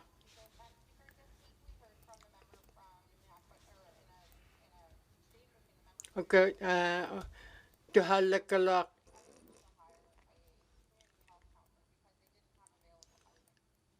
to Halakalak to got Nunap put Emaling on it Kanoka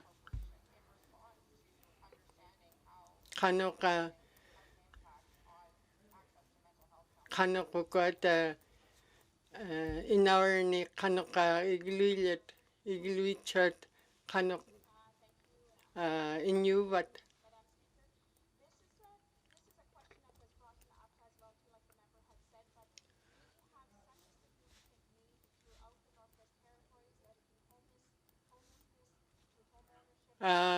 Pinyalo got Pinyaktot Pihu Pialo to got Kanorleka Iswit chat inyu rani inyu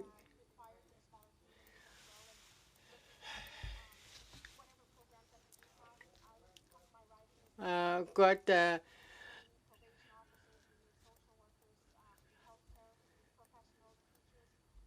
pinak pihukalak tu kanok leka humig leka got habak dot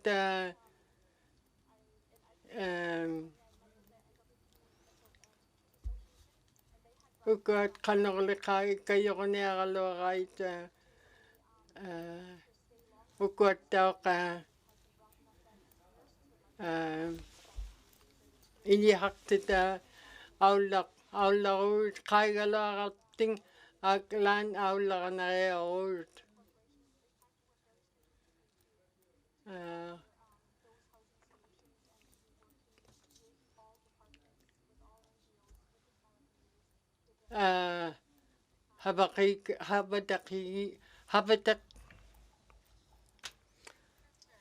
habakatigi galo tuitaglan kanok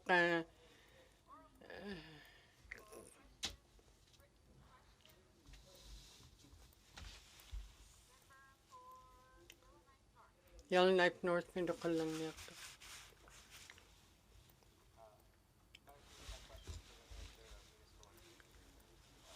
Makamina mute Makamina una apekruil lang niya 2014 din kanok una got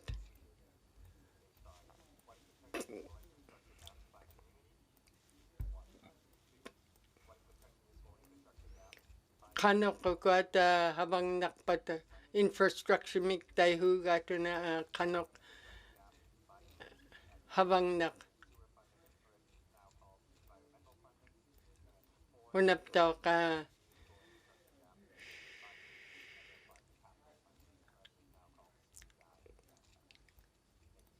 got gas tax ni ka ukak tutokralang ni ka kanok gas tax akilifarnak kaya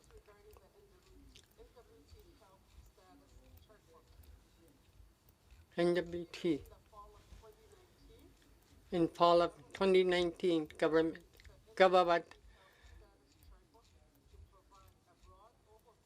Pilyer Pipkak to got kanok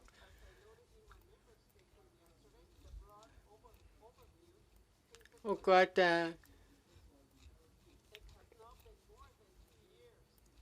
2 years hipalik hippa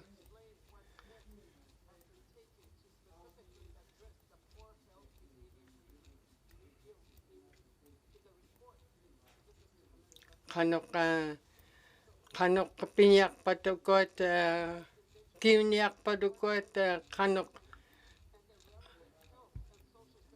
ugot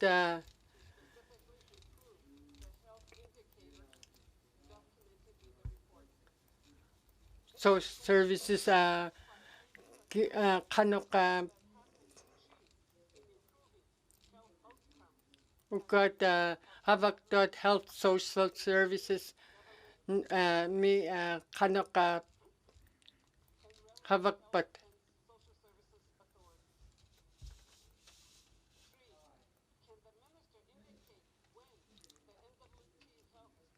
kanok humi ugot NWT health social services pinyakpat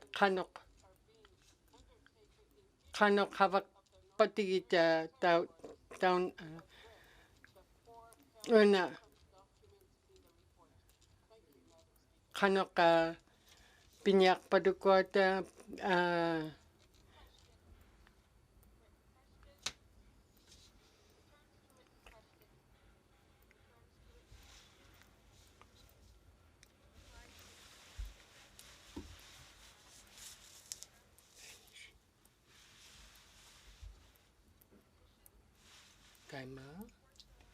Committees on the review of bills. Reports of committees on review of bills. Reports of standing and special committees. Reports of standing and special committees. Tabling of documents. Minister for Northwest Territories Housing Corporation. Madam Speaker, I wish to table the following document, Northwest Territories Housing Corporation Mission, Values and Vision. Must see, Madam Speaker. Thank you. Tabling of documents. Minister for Justice. Madam Speaker, I wish to table the following two documents: 31st Annual Report 2019-2020 Victims Assistance Committee of the NWT and 32nd Annual Report 2020-2021 Victims Assistance Committee of the NWT. Thank you. Thank you. Tabling of documents. Member for Great Slave. Thank you, Madam Speaker. Madam Speaker, I wish to table a document entitled Mind and Spirit, Promoting Mental Health and Addictions Recovery in the Northwest Territories, Child and Youth Mental Wellness Action Plan 2017 to 2022. Thank you, Madam Speaker. Thank you. Tabling of documents. Member for Montfouille. Madam Speaker, I wish to table a collection of photos of a home in Wati. Thank you. Thank you. Tabling of documents. Tabling of documents. Notice of motion. Member for Frame Lake. Madame la Présidente, I give notice that on Monday, February 28, 2022, I will move the following motion. Now therefore, I move, seconded by the Honourable Member for Hay River South, that the Minister's Statement 292-19(2) Annual Status Report on the Mandate of the Government of the Northwest Territories 2019-2023 and Table Document 567-19(2) Annual Status Report 2019-2023 Mandate of the Government of the Northwest Territories February 2021, January 2022 be referred to the committee of the whole for further consideration. Merci, Madam Speaker. Thank you. Notice of motion. Notices of motion. Motions. Motions. Notice of motion for the first reading of bills. Notice of motion for the first reading of bills. First reading of bills. First reading of bills.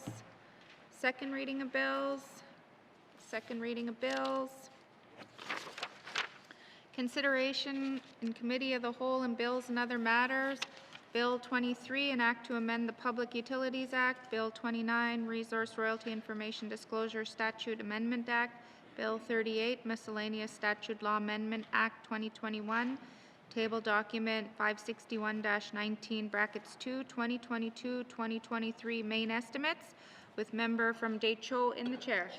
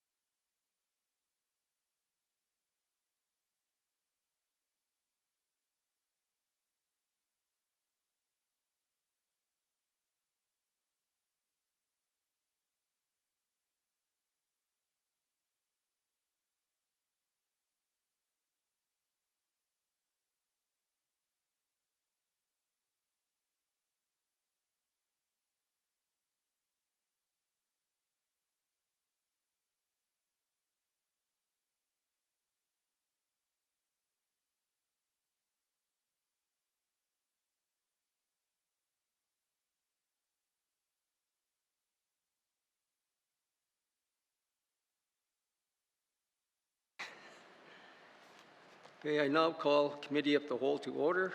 What is the wish of committee? Mr. Member for Frame Lake. Thanks, Mr. Chair. Committee would like to consider table document 561-19 brackets 2, main estimates 2022-2023 with Environment and Natural Resources and the Northwest Territories Housing Corporation. Must say, Mr. Chair. Merci. We will take a short recess and then resume with ENR. Little break. Merci.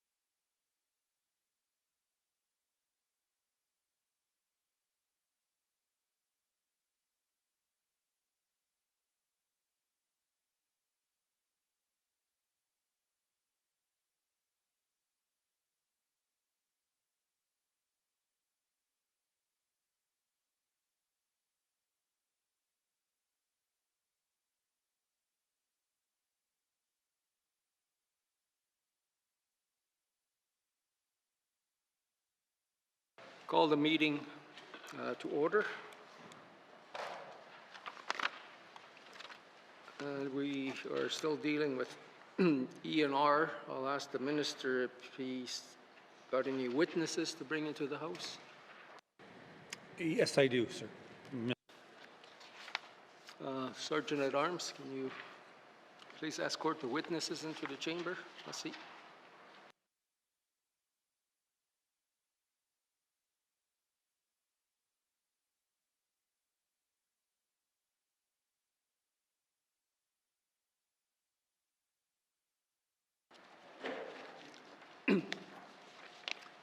Would the minister please introduce his witnesses? Merci. Thank you, Mr. Chair. Mr. Chair, on the far right is Deputy Minister Aaron Kelly, and on closest to me is Jessica Satan-No, the Director of Finance. Thank you, Mr. Merci. Committee, we were finished forest management yesterday, so today we're starting with water management and monitoring, beginning on page 87 with information item on page 90, and I open it up for questions. Mr. O'Reilly. Thanks, Mr. Chair. So this is the section of the ENR budget where transboundary waters matters are found with. And I just had one question to start with, about page 89. There's these contributions, and it shows transboundary waters as a line item there. Back in 2020, 2021, it was $414,000, and now it's being proposed at 185. Can I just get an explanation as to why, what happened in that previous year? Thanks, Mr. Chair. Merci, Mr. O'Reilly. Minister. Thank you for that detail. I'll turn to the Deputy Minister. Thank you. Deputy Minister. Thank you, Mr. Chair. The amounts are dependent on the work that's being done at that time. So in 2021, there were research partnerships with academic institutions, more of them, that were supporting transboundary agreement implementation versus contracts with consultants. Thank you, Mr. Chair. Merci. Mr. O'Reilly. Yeah, okay, thanks, Mr. Chair, and thanks for the information. I've mentioned the last couple of days, one of the big areas of concern for myself that I'm hearing from others is this proposed tailings, oil sands or tar sands tailings discharge regulations development. And I understand that we wanted to try to get some better engagement and involvement with oil sands monitoring. There's a body called the Oil Sands Monitoring Program Oversight Committee, and then there's some technical advisory committees that I guess work with that committee as well.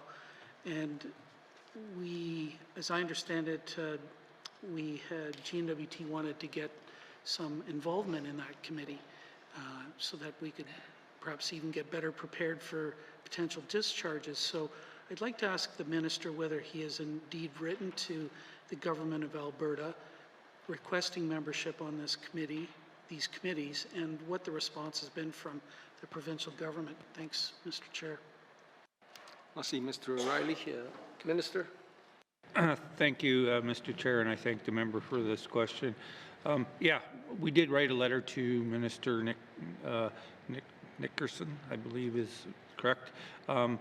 And then just recently I received a response from Minister Nickerson that Alberta is not supportive of providing a seat to the GNWT on the Oil Sands Monitoring Program Oversight Committee and the Technical Advisory Committee. We are very disappointed that Alberta is not supporting our request, as this committee has made decisions about monitoring that has affected monitoring at sites identified in Alberta NWT bilateral water management agreement. Minister Nixon has made commitments in his response to our request to increase senior level communication, scheduled more frequent meetings, and updates between the Government of Alberta and NWT. He also advised Alberta's commitment to share information to address the GNWT concerns and interests related to the oil sands development in their proposal to develop regulations that allow for release of treated tailing water to the Athabasca River. Thank you, Mr. Chair. Merci, Minister. Mr. O'Reilly. Yeah, thanks, Mr. Chair, and thanks to the Minister for that. Let's just say I'm a little bit more than surprised that the provincial government would deny a request to sit on this committee.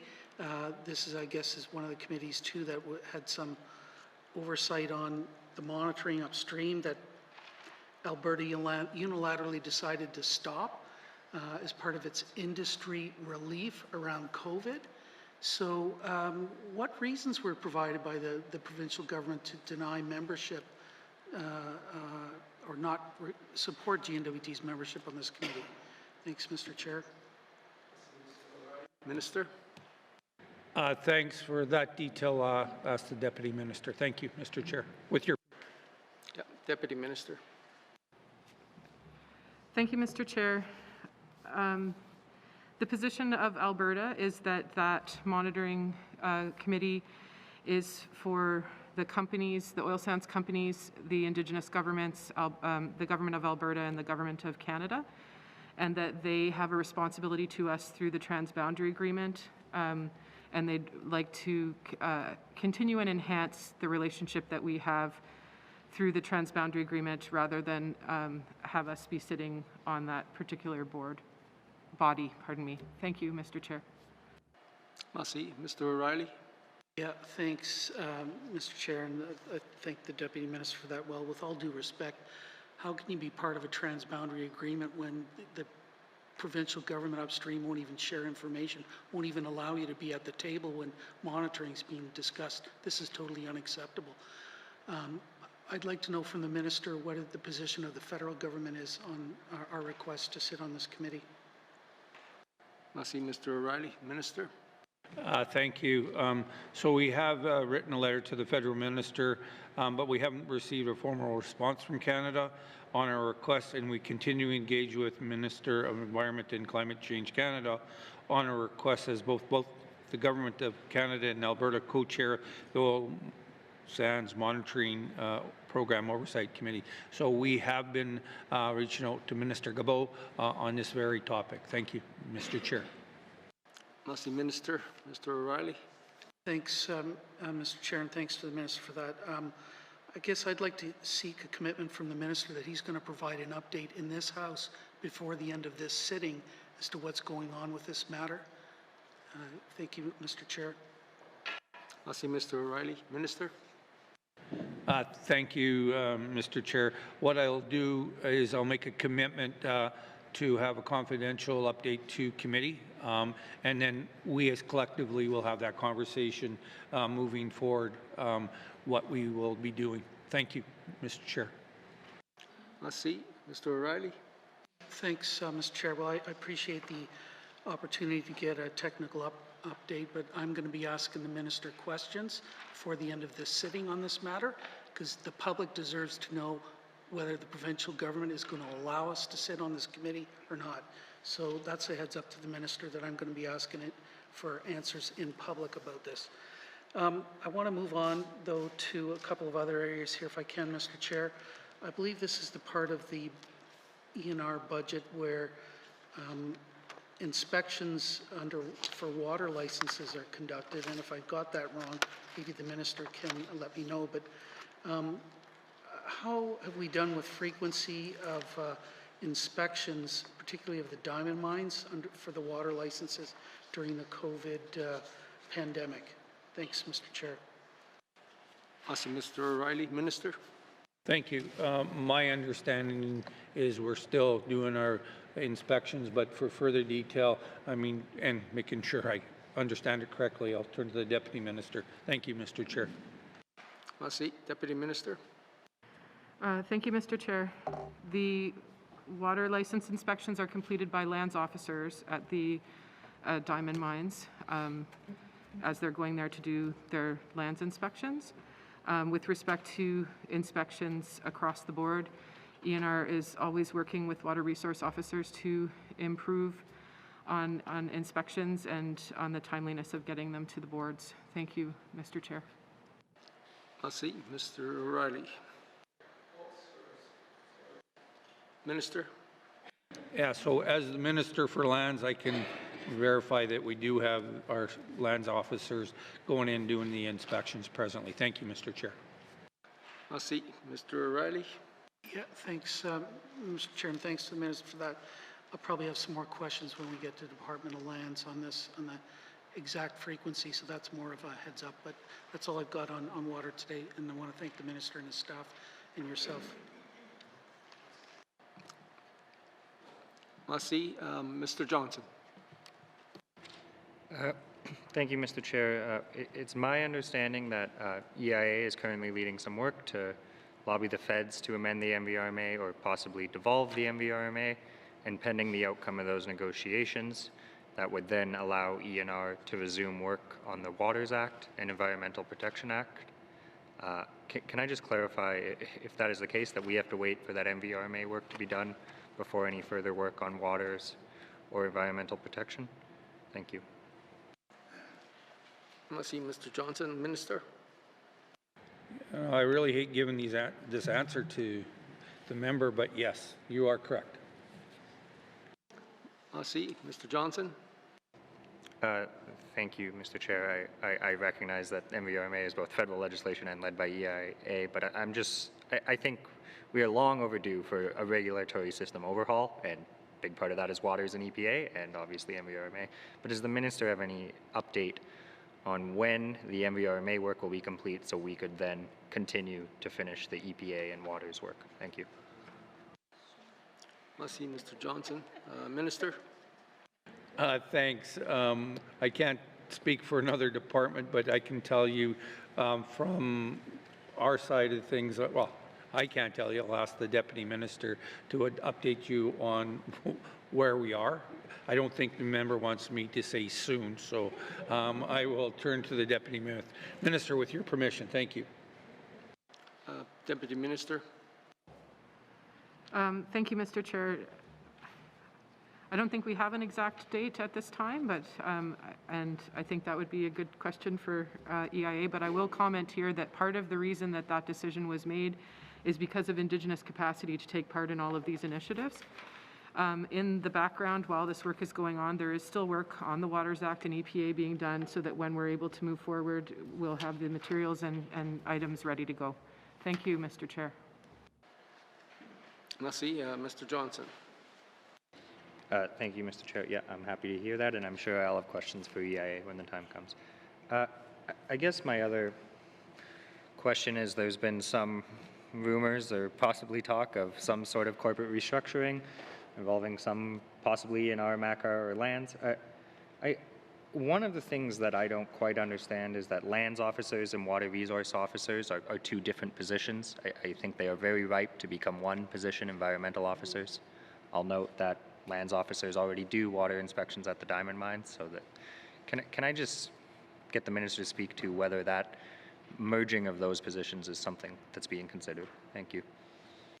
Merci, Mr. Johnson. Minister? Yeah, so I just want to clarify that, you know, we're talking about amalgamation, or the member is talking about it. We're not talking about that right now. We're not talking about positions. We're not having that conversations. But my understanding is that there's two distinct positions, and you need those two distinct positions. But for further detail and clarity on this, I would like you to turn to the Deputy Minister. Thank you, Mr. Chair. Deputy Minister? Thank you, Mr. Chair. The water resource officers are enabled under the Waters Act and the lands officers under the Lands Act. The Lands Act is with the Department of Lands, the Waters Act is with the Department of ENR, but so are the renewable resource officers, the environmental protection officers, the forest officers, etc. There are quite a few officer positions that are out there, and at ENR there's a lot of cross-appointment among those officers, and as you've already heard today, there's some cross-appointment with water resource officers and lands officers for efficiency's sake when dealing with the diamond mines. So when it makes sense, those positions do the work of others, and pardon me. When it makes sense, those they're cross-appointed is what I meant to say. But in general, that's the way that the split has occurred. Thank you, Mr. Chair. Merci. Are there any other questions from committee on this section? Mr. Simpson. Thank you, Mr. Chair. I guess I'd just like to talk about the release of treated oil sand tailings in Alberta, and I guess it's difficult for me to wrap my head around the fact that we don't hear much from the government side on this. We hear Indigenous organizations, opposing it. We're downstream from it. We have claims out there that have, sections about water rights and management. They have sections in there about the right to fish and wildlife. And so I would ask the minister if his department is collaborating or working with the Indigenous governments to deal with this issue, because it sounds like we don't have a lot of clout when it comes to what's happening in Alberta, and I just want to make sure that we're using every avenue we can And, we've got claims, settled claims that are entrenched in the Constitution. And they've got sections in there that we could use. So I just want to make sure that, we are doing everything we can to protect the water and wildlife in the Northwest Territories. And, so I guess the question is, what are we doing? Are we working with Indigenous groups? Are we using the claims, the sections in the claims? So a couple of questions there. Thank you. I see Mr. Simpson, Minister. Okay, thank you. I want to be very clear to the House and to the people that are listening here. No release of oil sand processed water is currently allowed under the Alberta Environmental Protection and Enhancement Act or the Federal Fisheries Act. So it's not allowed. It's not allowed. When you talk about what we're doing, I'm not in, as I said previously, I'm not in there to make it public out there slamming. We're trying to work behind the scenes, do the work we need to do. And we do have a relationship with our Indigenous governments. But for that detail of exactly, we've already had one meeting on water. We were planning on another one. Again, COVID hit. But for further detail on exactly what we're doing and moving forward, I'll turn to the Deputy Minister. Thank you, Mr. Chair. I see Deputy Minister. Thank you, Mr. Chair. So I'll start with the fact that it's the studies that are being done now at this point to be able to enable potentially regulations. So we need to review the materials that are coming out of those studies to be able to engage on what they mean, because we don't have all of that information yet at this time. But what we do have is a system where we do engage with not just Indigenous governments, but also other water partners. How it works is that we have an Indigenous steering committee that has members from Indigenous governments across the Northwest Territories, and one of them is on the bilateral management committee with the GNWT for the Alberta agreement, for the BC agreement, et cetera. So there's a link back to that, and there's also a committee called the Mackenzie River Basin Board, where there's an Indigenous member as well. So they go to those meetings and they come back to the Indigenous steering committee and work together that way. Then we have an annual meeting of water partners, so that includes anyone with interest in water where this matter has come up. It's definitely of interest, and we've heard about it the whole time we were developing the water strategy and the action plan.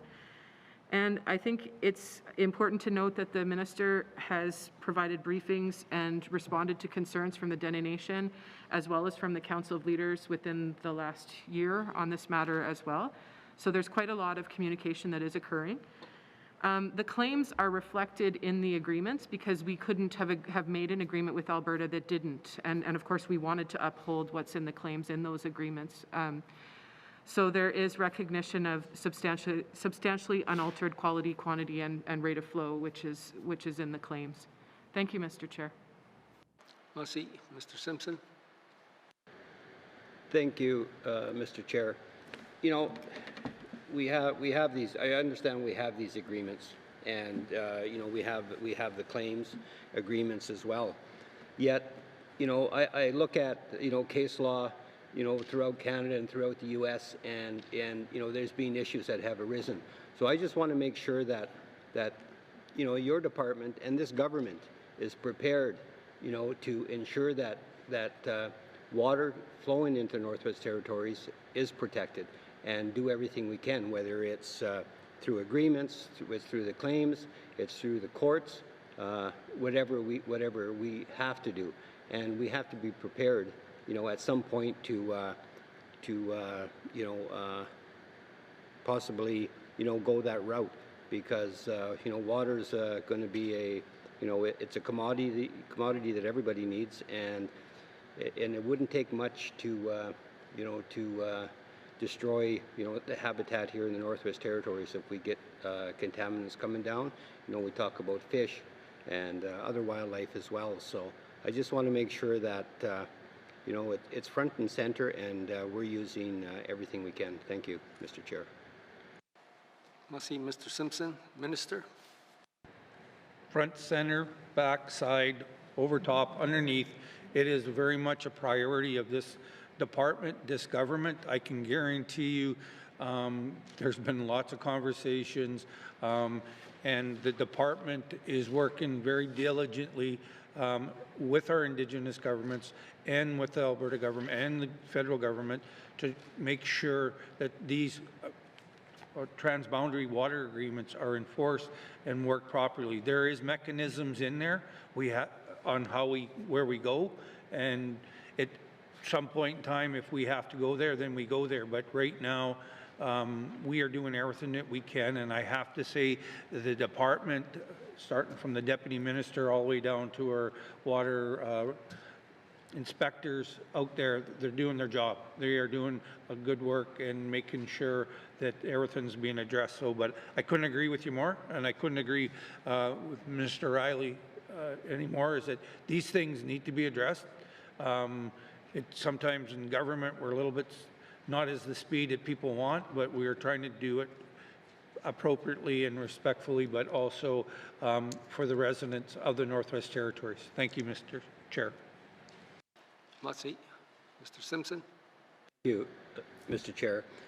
Just a word of caution, I guess, is that when you use a word such as guarantee, unless you've got 100% control over what's happening, don't use it. Thank you. Mr. Simpson. Any comments, Minister? Guarantee that I'll listen to him on that one. Thank you. Mr. Simpson? Questions? I don't see any further questions from committee. Mr. Jericon. Thank you, Mr. Chairman. Yeah, I think this is a good discussion on this one here. I just wanted to let you know that I was also involved at the Mackenzie Valley Impact Review Board as a chairman for 6 years, and we also were really concerned about the water and transboundary. So we also made arrangements to work with the Alberta government on a transboundary agreement to share information. And that information, to me, was really important because we kind of, the mandate of the review board at the time was just making sure that we protect the wildlife, the air, the fish. And I guess the other thing I was going to say is that you look at the Giant Mine, there's a huge cleanup that happened there, and that was probably one of the toughest EAs I've ever been through. And at the end, we made a decision that's based on the evidence and the people that was all involved. The GNWT was there, also with components for the federal government of Canada, etc. So, and I'm glad the minister talked about the agreements they have with Alberta government now and sharing information and so on. And it's still, when I go back to my constituency and I listen to the elders and I listen to Chief Jerry Cheesy from Alberta, they still have issues and concerns about water and downstream users, etc. And I'm not really sure how far your agreement goes in terms of the water license for the proponents in Alberta.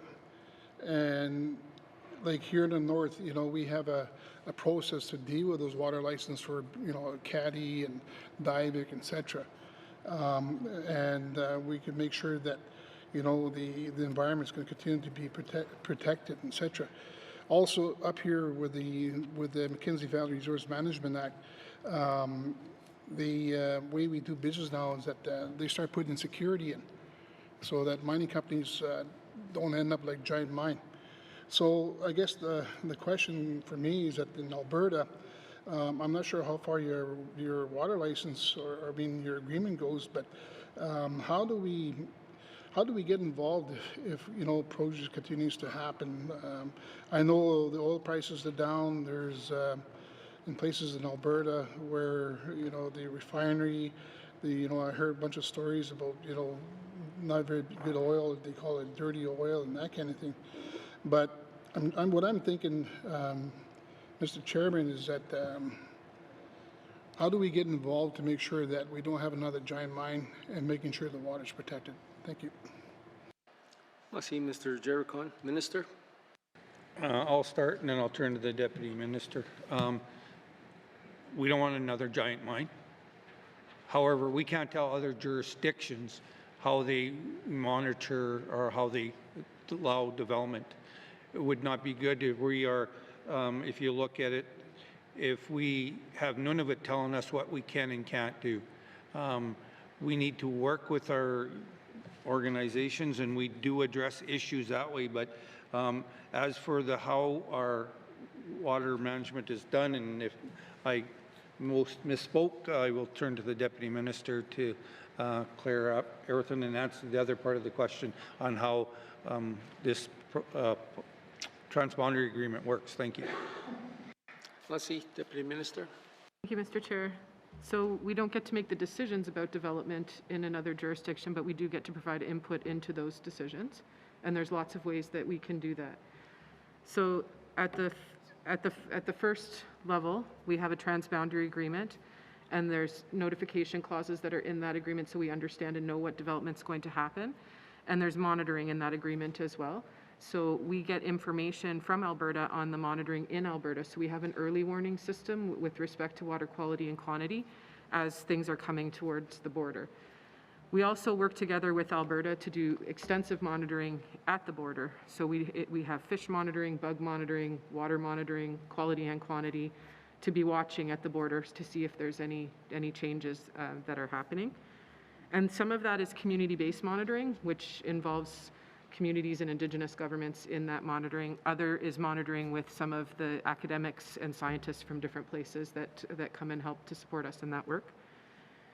We have scientists at ENR, and as well, we engage experts from outside ENR to review the documents that we do get if we need particular expertise that we don't have. So some of the data gaps that they're looking into right now, the information they provide to us, we will be reviewing it, and we'll have experts review it as well. None of the agreement itself does not stop us from being able to intervene in a project. So we have gone and provided comments on some of the Suncor most recently, as well as some in BC that we've done previously. And the agreement doesn't stop us from having legal mechanisms available to us should the agreement not be able to, if we're not able to get to where we need to be in that case. So there's lots of ways that this could ultimately work out, and our preferred way is to work with Alberta to get the information and collaborate on the monitoring and make sure that we're getting the information that we need from the monitoring south of the border, and analyze that and work with Indigenous governments, as I mentioned in my previous answer, through all of those committees, to put forward our perspective and make sure that it's very clear what the residents of the Northwest Territories' interests are with all of these transboundary matters that are before us. Thank you, Mr. Chair. Mr. Jericon. Just one more. I'm just thinking about the on the giant mine public hearing. We had many interveners or proponents, etc., like DFO, parts of the Department of the Environment, and all the Aboriginal groups, etc. So, so if you were to find in your reports and fish studies, etc., or water quality, you have an opportunity to probably work with the Alberta government and try to, I guess, address those issues. But also, my question would be, is that during the water license process, are we involved in that process too as well, through your department in Alberta? Thank you, Mr. Chairman. Let's see, Mr. Jericon. Minister. For that detail, I'll turn to the Deputy Minister. Thank you. Deputy Minister.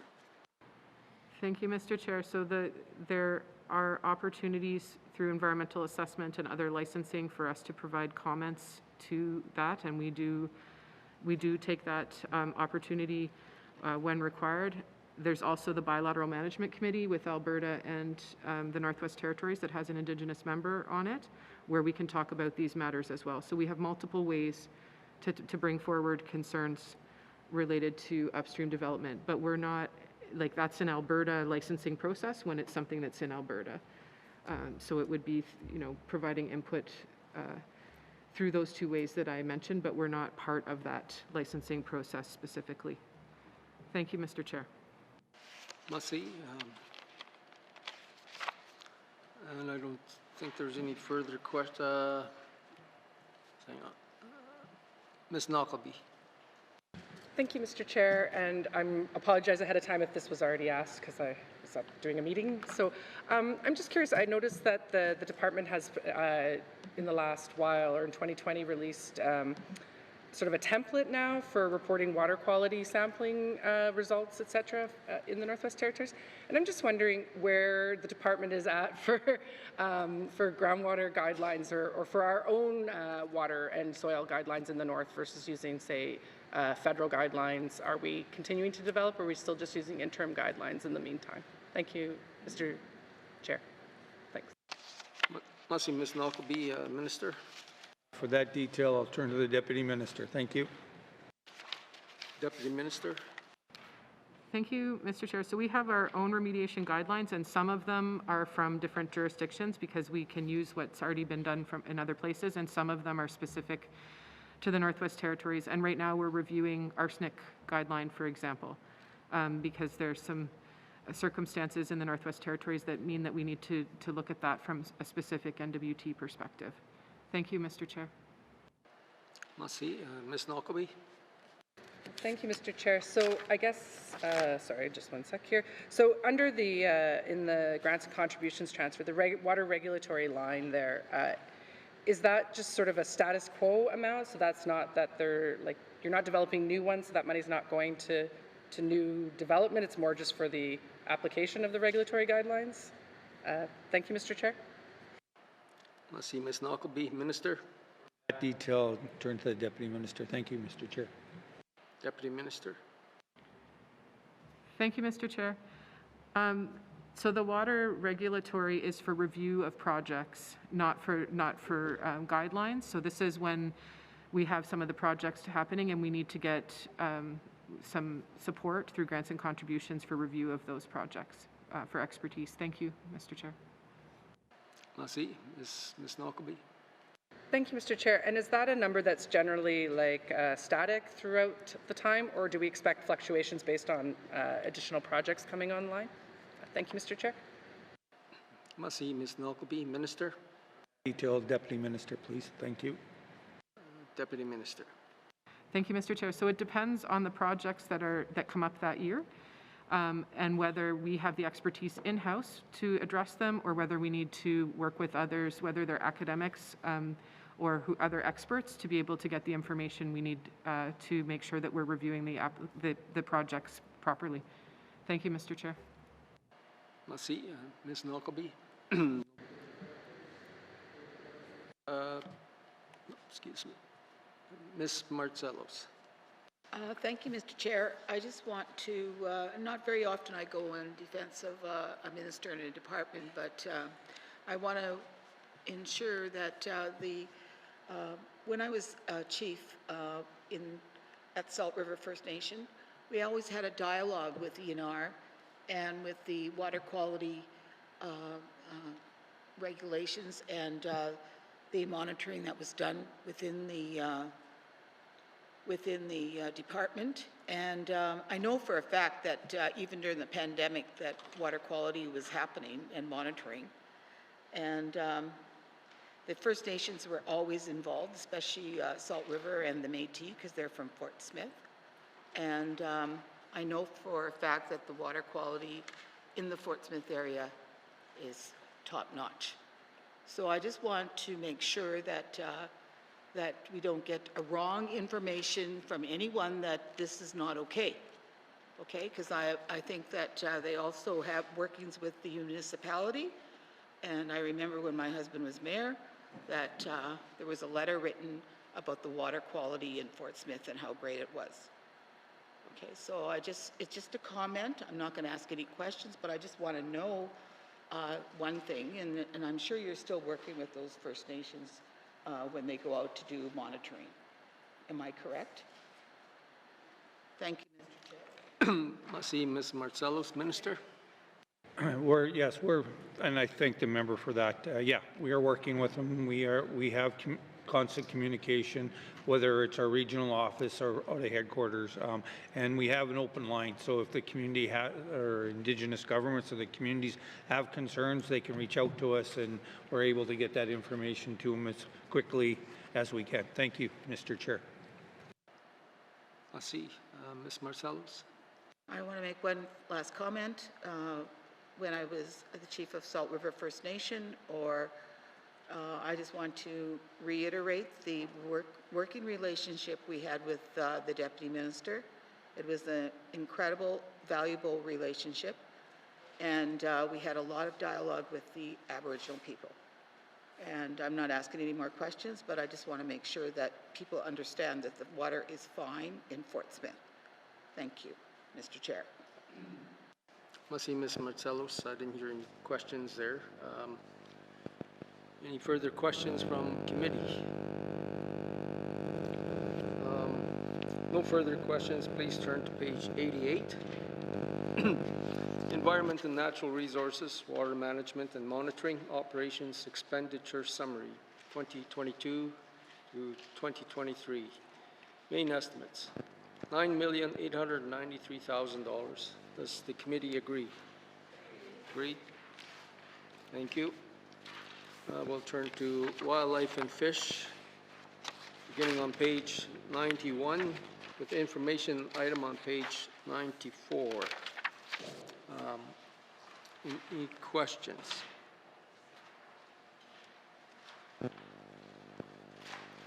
Wildlife and Fish.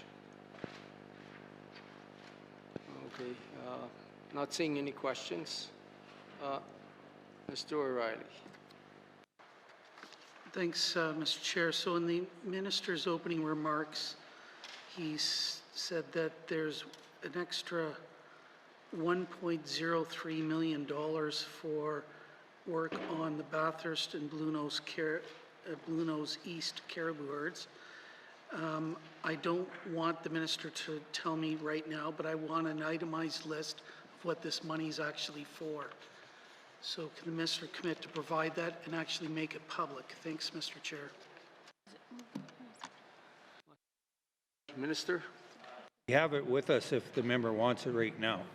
Thank you, Mr. Chair. Or do you just wanted to give it to him because of his time? Thank you, Mr. Chair. I see Mr. O'Reilly. Yeah, okay, I'll give the minister 50 seconds if he can read it out quickly, please. Thank you. I see Minister. Thank you, Deputy Minister. Thank you. This has to stay on the sign, So it's for herd composition surveys, collaring, Clecho boots on the ground, the Wekwati Fire Crew, the North Slave Wolf Incentive Program, wolf management actions, the Fire Science Research Position, and O&M to support research. Thank you, Mr. Chair. I see Mr. O'Reilly. Okay, thanks, Mr. Chair, and thanks for that. If I could get the detailed list with actual numbers beside it, that would be great. I just want to know whether any of that funding is actually for habitat protection, which is not happened during my 6 years here, really, and is the one part of caribou management that is yet to be addressed. Thanks, Mr. Chair. I see Mr. O'Reilly. Minister? In regards to the list and that, I believe we already sent it to committee, but if we'll check to confirm that we sent it to committee. And if we haven't, we'll make sure we send it again. But in regards to the habitat and the work that's being done in that area, with your permission, I'd turn to the Deputy Minister. Thank you. All right, Deputy Minister. Thank you, Mr. Chair.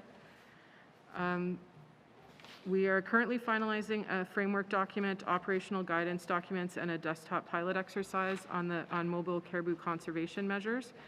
And these documents describe the intent and application of these mobile caribou conservation measures in relation to mineral exploration activities. So there's a framework and operational guidance document, and a desktop pilot, and they've been across my desks and are out for interdepartmental review at this time. We also have the Bathurst Caribou Range Plan, and we've done 4 workshops that were held to advance this work in 2021. We've been providing funding support and background information to Indigenous governments to support this work.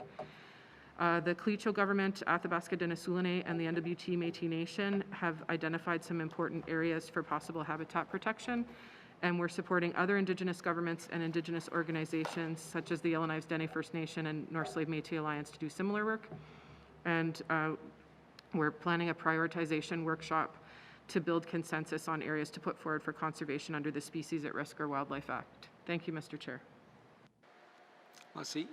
Mr. O'Reilly.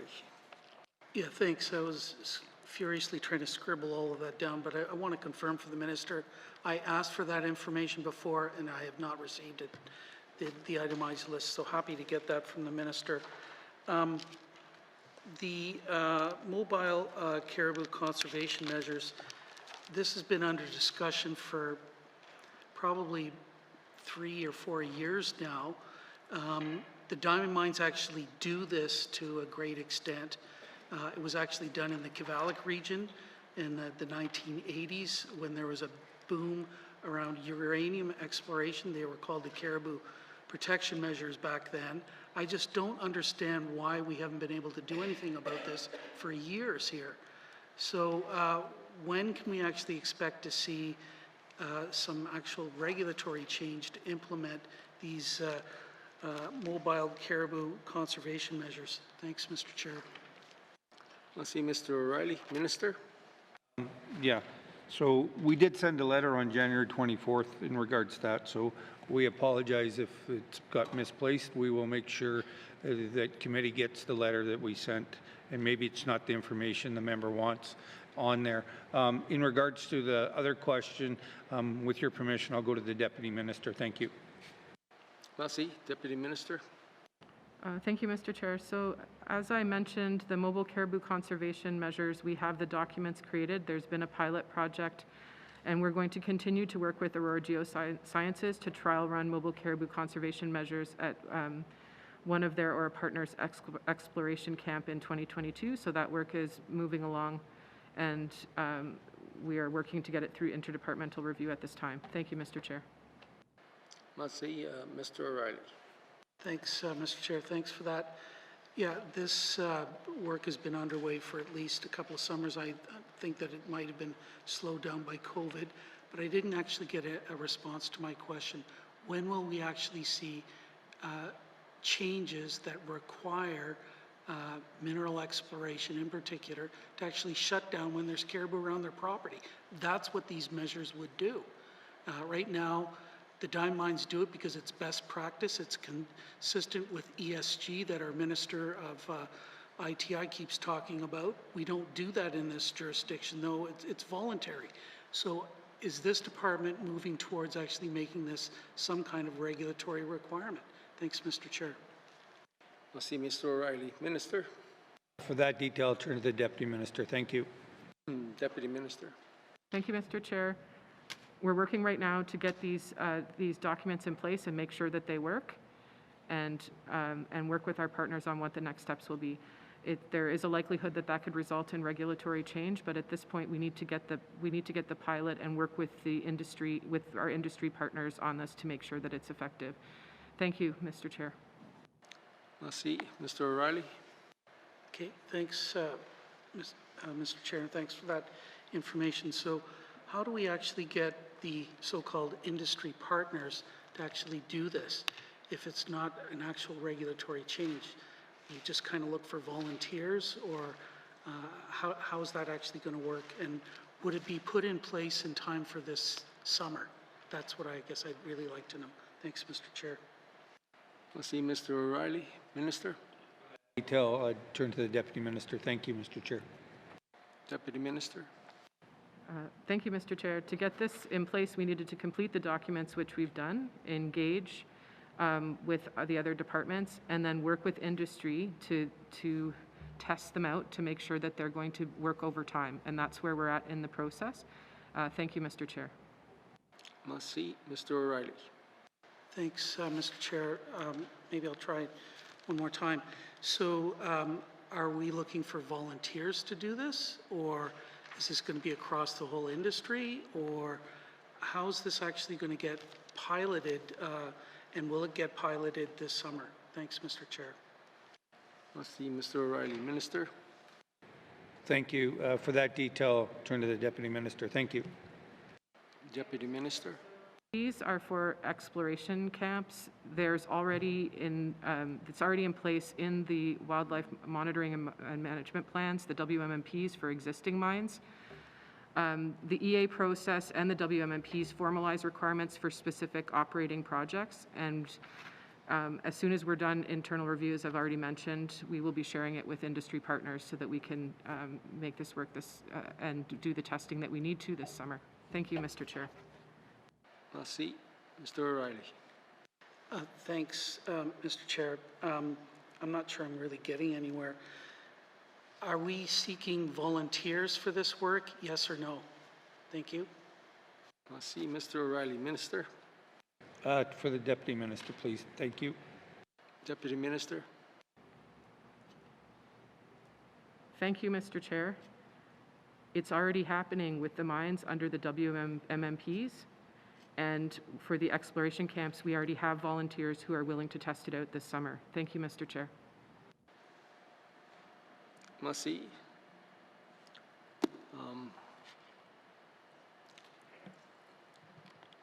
Any other questions from committee? Ms. Knockleby. Thank you, Mr. Chair. I guess just further along these lines, has there ever actually been incidences of caribou or wildlife being harassed by drilling companies out that have been charged or that the minister is aware of? Thank you. I see Ms. Knockleby. Minister. Thank you. Not during my time, but I will turn to the Deputy Minister for maybe there's more information available that I'm not aware of. Thank you, Mr. Chair. Deputy Minister.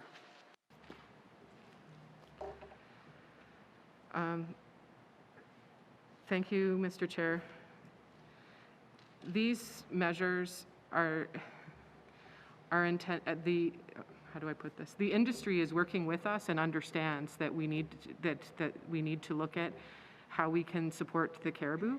And these mobile caribou measures are something that are already in place with the diamond mines, and we're just looking to work with the exploration camps to get them in place as well. So I'm not characterizing it as industry harassing caribou. It's that activities of these sites could be better managed to address caribou needs, and that's what we're working together on. The balance of protecting the caribou and still allowing exploration to happen, and there's a lot of positive work that's moving in that direction. These documents that I've just reviewed are quite extensive, and I'll be really happy when they're able to be out and people can review them as well once we're done our review. Thank you, Mr. Chair. I see Ms. Knockleby. Thank you, Mr. Chair, and perhaps just a moment where I should have been more careful with the words that I chose, in that I guess in my time in working in the field and on drill rigs, etc., it was fairly understood in common practice that we were not doing anything that was to impact or impede wildlife, including even going to the bathroom on the tundra at times. So I guess I just wanted to hear that, reassurance that there hasn't really been a problem here, and I am glad to hear that industry is working with the department, and at times I know I had heard a lot from industry about them wanting to have the buy-in, the social buy-in. They want to follow our rules, and really the biggest issue seemed to was more just about clarity and how do they go through that process versus any issues with the processes itself. They just mostly want to know about navigating it and making sure that it's applied fairly across the board, so that they can anticipate things ahead of time and not have surprises. So I was just curious to know if that was the case. So thank you. More of a comment than anything, Mr. Chair. I see Ms. Knockleby. Minister, you have anything to say? No? Good. Any further, excuse me. Ms. Whale on Armstrong. Okay. Thank you. Okay, thank you. I know this will take a political will. as a result of the restriction that is in place, when you look at it, it just seems like, okay, Klitschko people are allowed to go hunting once a year because of the restriction. At the same time, I know there's a lot of us, we do respect the work that was done by the Indigenous government and by the knowledge keeper and the board regarding the conservation as noted. We do respect that.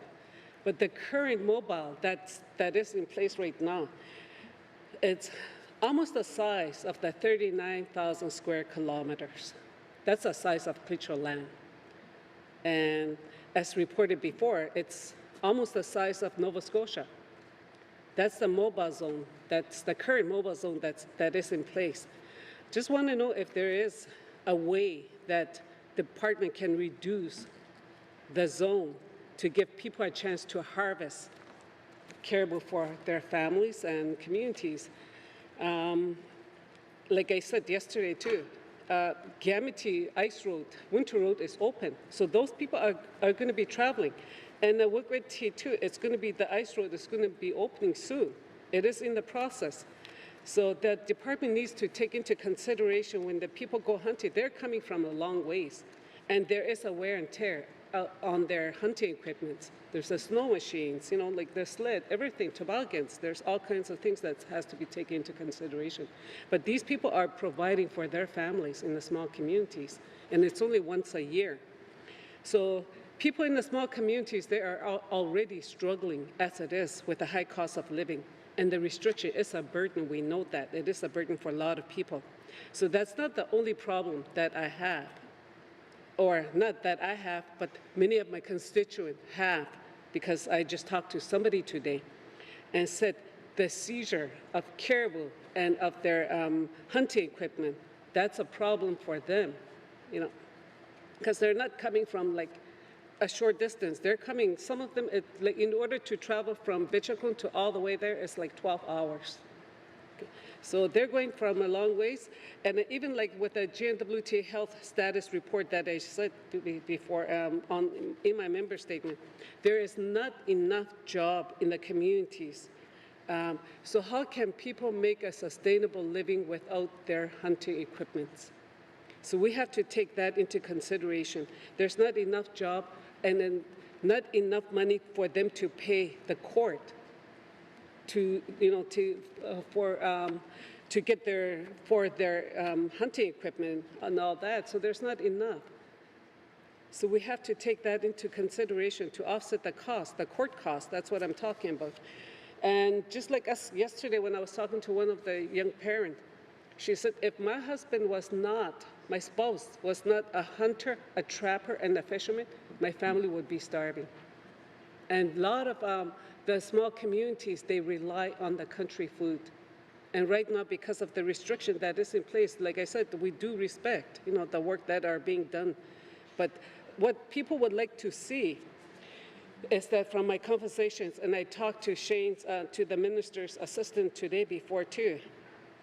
So what the people would like to see is that to give them a chance to reduce the mobile zone, give them a chance to go hunting, to provide for their families and the communities, at least give them time. I know you guys are going to be following the regulations. You're going to be saying, okay, well, we have to follow, we have to call WCAG, all those other people, that are part of the regulations. But the assistant said it's going to take like at least 60 days to, to get the word out. But we don't have 60 days. By the time that you guys do something about it, hunting season is going to be over. And then, well, not the hunting season is going to be over. It's just that the winter road is going to be out. So there's no, how are they going to go travel to the tundra? So that is the problem. So what I would like to see is that if the government, the RWIT, can reduce the mobile zone, give people a chance to go out hunting for their families and for their community, harvest caribou before the ice road closes. So that's what I would like to see. That's what the people are asking. So that's why I am addressing it as it is now. Thank you. Merci, Ms. Whale and Armstrong. Minister? Thank you. I'll start, and then I'll ask you to turn to the Deputy Minister. When I first became the Minister of ENR, the first thing I said to the department, I do not want to be the minister responsible for no caribou in the Northwest Territories. I made that very clear. As we are all aware, the Bathurst caribou herd is facing a serious conservation concern and is currently at record low numbers. The latest population survey, just this June 2021, resulted in a population estimate of 6,240 caribou, down from 470,000 in 1986. I repeat, down to 6,240 caribou. The GNWT has worked closely with its co-management partners, including the Clecho government, to put a range management plan action in place to support the recovery of the herd. A key action to support the herd is the mobile zone that the members talked about, which is used to implement a complete harvest closure put in place by the Wekwiji Renewable Resource Board. That board there is we work with them, Clecho government, we work with those guys to come up with this zone. The zone was developed and is implemented, again, collaboratively with the Clecho government, ENR, and the Wekwiji Renewable Resource Board. If the mobile zone was reduced at this time, it would put collaborative conservation actions for the herd at risk. At risk. We only have 6,240 caribou in that herd. So further detail, I'll turn to the Deputy Minister. Thank you, Mr. Chair. With your permission. Massey, Deputy Minister. Thank you, Mr. Chair. So each week, ENR informs the public of the location of the mobile zone by sharing updated maps with Indigenous governments and Indigenous organizations, posting on the ENR webpage, social media, and along winter roads and in communities. We've been working with leaders from Indigenous governments and organizations and harvesters to promote harvest from healthy caribou herds. So there are still opportunities to harvest from the Beverly herd and from other herds, and from alternate species like moose and fish.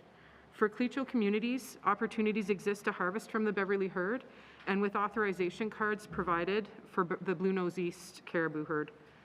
In January, the minister committed to provide some additional funds to support alternative harvest to the Clecho government and other Indigenous governments and organizations whose members have traditionally harvested from the Bathurst herd. And I'd just like to add at the end that illegals or seizures only happen if there's an investigation into illegal harvest. That's under the Wildlife Act. Thank you, Mr. Chair. Massey, Ms. Wheel Armstrong. Yeah, I think today we were talking about that too, about the seizure. Yes, well, if the minister doesn't want to be known as the minister who got rid of all this Bathurst, or known of getting rid of certain species, then I think he should change or do a cabinet shuffle, because that's not what the answer that we wanted to hear.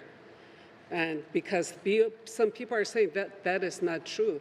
It's not true. That why did they did the boundary so big? They're not telling people the truth. And for the record, what I would like the minister to do is that, can he repeat who was the zone developed by? Because people would like to know the truth about that one.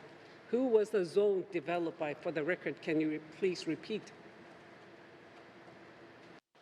I see Ms. Whale Armstrong. We just have to be mindful of our language and how we address ministers. Making accusatory statements and whatnot. But, I'll pass it to the minister. Thank you, Mr. Chair. Mr. Chair, the zone is our caribou, with our caribou herds, with collared. The zone was, the process was developed with the Clecho government, the ENR, and the Wekwiji Water Renewable Resource Board. So we work collaboratively with them. We work with our Indigenous governments collaboratively on this. We work with them, we have conversations, we have numerous meetings throughout the year with them. But for further detail on this, I would like to turn to the Deputy Minister. Thank you. Massey, Deputy Minister. Thank you, Mr. Chair. ENR recognizes the challenges for those that are trying to harvest, and it's not just the Clecho government. And our minister met with each and every one of those Indigenous governments this year, and has met with them previously, actually every year, multiple times a year, to talk about this, to provide extra assistance where we had the ability to do so for harvesting alternate species, and also for healthy caribou herds. The Bathurst herd is not the only herd that's available. There are opportunities to legally harvest from the Beverly herd as well as from the Blue Nose East herd, and there are opportunities, and there's been additional funding provided for alternate species. The Bathurst herd is at a critically low level, and allowing any harvest of that herd, and this is agreed to by Clecho government and other Indigenous governments, would affect the conservation measures that we've had in place for all of these years, and it is not advisable from ENR's perspective and the Clecho government and other Indigenous governments, as well as the Wakaji Renewable Resources Board at this time. Thank you, Mr. Chair. Merci. No further questions on this section. Fish and Wildlife. Please turn to page 92. Environment and Natural Resources, Wildlife and Fish Operations Expenditure Summary 2022-2023. Main estimate $16,147,000. Does the committee agree? Agreed. Thank you. There are additional items from pages 95 to 103, and I'll open up for questions. Mr. O'Reilly. Thanks, Mr. Chair. So I'm looking at the information item on the Inuvialuktun Water Board on page 98, and the main estimates amount for the Inuvialuktun Water Board shows 0. I don't think that that's the case, but I guess I've seen what I thought were typos before, and main estimates. Can the Minister tell us what's going on here? Thanks. Let's see, Mr. O'Reilly. Minister. For that detail, I'll turn to the Deputy Minister. Thank you. Deputy Minister. Thank you, Mr. Chair. It's just the way that the finance template is set up. We approve it after the main estimates. After the budget has been approved, they load their budget in. Thank you, Mr. Chair. Merci. Mr. O'Reilly.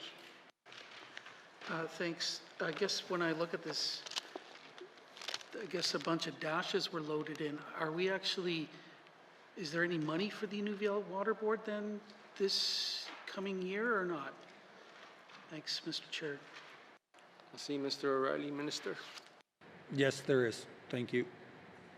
I see Mr. O'Reilly. Okay. Can I ask how much? Thanks, Mr. Chair. I see Mr. O'Reilly. Minister.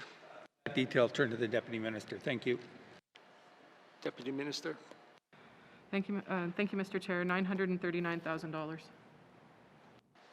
I see Mr. O'Reilly. Okay, thanks. Yeah, I'm kind of curious. I don't know why you can't fix the main estimates, but over to the Environment Fund. It's on page 95.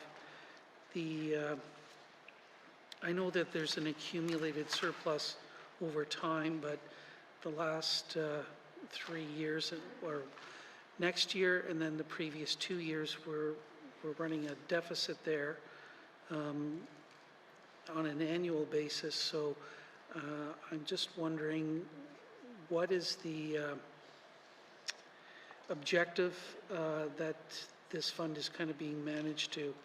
Are we trying to draw it down to get it back down to 0 at some point, or what is happening? Thanks, Mr. Chair. I see Mr. O'Reilly. Minister. That detail, turn to the Deputy Minister. Thank you. Deputy Minister. Thank you, Mr. Chair. No, we're not trying to get it down to 0. What we are reflecting here is the work on the new programs that were decided. So used oil, tires, and expanded electronics. Some of you may have noticed that the suite of electronics at recycling depots is much larger than it was before. So this is to reflect that work. Thank you, Mr. Chair. Merci. Mr. O'Reilly. Thanks, Mr. Chair. Okay, well, now that we're talking about the depots, Yellowknife only has one depot. It's out on Old Airport Road. It's not at a terribly convenient location. And I think it would be fair to say that I've personally noticed some degradation in the quality of service there, and that's not probably anything to do with the operator. But there seems to be some problems getting staff or people in and out during COVID. It's been, I'm sure, a whole set of challenges. I had understood that there was some work being done to look at a second location in Yellowknife. Can the minister provide an update as to where we're at with that? Thanks, Mr. Chair. Merci, Mr. O'Reilly. Minister. Thank you. The member is right. We have been looking into a satellite, but for detail, I'll turn to the Deputy Minister. Thank you. Deputy Minister. Thank you, Mr. Chair. We're still looking into that, and the next step is to put out an RFP to talk about what kind of container could work, because the idea is that it would be an unmanned depot where you could bring your bags and put them in, and then they would be moved over to the other depot. There are plans at the existing depot. A lot of this is because of COVID restrictions where, and so what they're looking at is in the depot retooling how you get in and out of it so that you can maximize and have more people able to access that service. So there's work being done on both fronts. Thank you, Mr. Chair. Merci. Mr. O'Reilly. Okay, thanks for that. Yeah, I can tell the minister that I visited Greenland about maybe 6-8 years ago, and in Greenland, in the capital, Nuuk, they had machines that you could just put an empty bottle into and cash came out at the bottom. So if they can do it in Greenland, I don't know why we can't do it here. And that was like a number of years ago. So is that the kind of remote technology or something we're talking about here? Like, this isn't rocket science. It's done all over Europe. But is that the kind of thing we're talking about? Thanks, Mr. Chair. Merci, Mr. O'Reilly. Minister. Thank you. For that detail, I'll just turn to the Deputy Minister. Thank you. Deputy Minister. Thank you, Mr. Chair. We're actually looking at a model where there would not be cash on site, that we would drop it off, you would have a card, and then there would be vendors locally that could pay out the card, or it would go directly into your account once it has been counted at the end and processed at the other depot. We've looked at options across the board to see what could work in our northern climate outside. We are now at a stage where we're looking at an RFP for how it could actually be constructed. So there is movement on this. Thank you, Mr. Chair. Merci. Mr. O'Reilly. Thanks for that. So when is the RFP going to be issued, and when would it close, and when can we expect another depot or drop-off place or whatever? A little bit of a schedule. Thanks, Mr. Chair. Merci, Mr. O'Reilly. Minister. We're hoping to have it done in the next 4 months. Thank you, Mr. Chair. Mr. O'Reilly. No further questions, but I do want to thank them for getting on this. It's been a long-standing issue for Yellowknifers. Thank you. Merci. Ms. Knockleby. Thank you, Mr. Chair. Mr. Chair, I just have some questions about the fur marketing revolving fund. I note that there's a $1,500 a year, sorry, $1.5 million a year authorized limit. Is that a, is that a cap that's based solely on like supply, or could we actually look to increase this, or would we then be looking at a drawdown of animals and such that it's not sustainable? Thank you. Merci, Ms. Knockleby. Minister. Thank you for that detail. I'll go to the Deputy Minister. Thank you. Deputy Minister. Thank you, Mr. Chair. We could increase it, but to do so, we'd have to amend the Act. So what we've been doing is looking at it very closely. There's been some variability because of COVID. In particular, in the last while, we're getting less furs coming in, and there was a stockpile of them because the sales weren't happening and things weren't selling as much, but we're hopeful that that will turn around as well. Thank you, Mr. Chair. Merci. Ms. Knockleby. Thank you, Mr. Chair. So would this be an area or an item then that we would look to maybe want to remove from the Act and put into regulations so that in the future it could be changed more easily without having to take a legislative change? Thank you, Mr. Chair. Merci, Ms. Knockleby. Minister. That detail, I'll turn to the Deputy Minister. Thank you. Deputy Minister. Thank you, Mr. Chair. My understanding is that this is specific to a financial piece of legislation because it's a revolving fund, so there would be some challenges that way. We have been able to manage with this fund the way it is for quite some time, and I think, like I was mentioning, that the anomalies are really because of some of the COVID issues that we're hopeful will resolve. Thank you, Mr. Chair. Merci. Ms. Knockleby.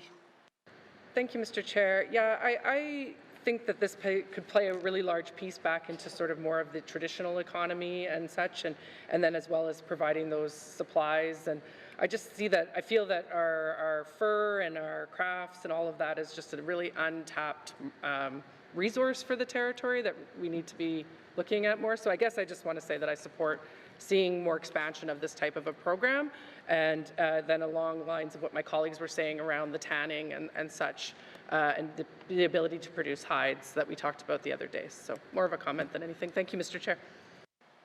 Merci, Ms. Knockleby. Seeing no further questions for additional items, please return now to the department summary found on page 69.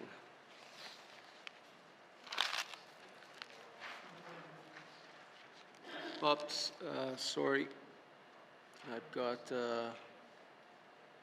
Mr. Is this for the 69? Okay, the overall summary. All right, Mr. Johnson. Thank you, Mr. Chair. Thanks, committee, for indulging me. I just had one more question. I know ENR is at the technical working group on at least one piece of legislation. I'm just wondering if we provide Indigenous governments money to support their work being there, and if so, how much, or whether that's an EIA question. Thank you. I see Mr. Johnson. Minister. For that detail, I'll turn to the Deputy Minister. Thank you. Deputy Minister. Thank you, Mr. Chair. The technical working group is made up of IGCS Indigenous governments, which would not have their funding provided, and with respect to the non-IGC IGS, the non-IGC Indigenous governments, it's on a case-by-case basis. So if it's people that are employed by the Indigenous government, then there are not costs that are provided, which is what I think we have at this point right now. Thank you, Mr. Chair. Let's see. Mr. O'Reilly. Thanks, Mr. Chair. I don't have any further questions, but I'm going to, at the appropriate time, I'll have a motion to bring forward. Thanks. All right, no further questions on this section. Committee will now call the department summary, Environment and Natural Resources Operations Expenditures, total department 2022-2023 main estimates, $98,723,000. Does the committee agree? Mr. O'Reilly. Thanks, Mr. Chair. Nice try. By my colleagues, I move that this committee defer further consideration of the estimates for the Department of Environment and Natural Resources at this time. Thank you, Mr. Chair. The motion is in order. To the motion. Question has been called. All those in favor? All those opposed? The motion is carried. Consideration of the Department of Environmental and Natural Resources 2022-2023 main estimates. Operating expenditures total department is deferred. Agreed? Thank you, Minister, and thanks to the witnesses for appearing before us. Sergeant at Arms, please escort the witnesses from the chamber.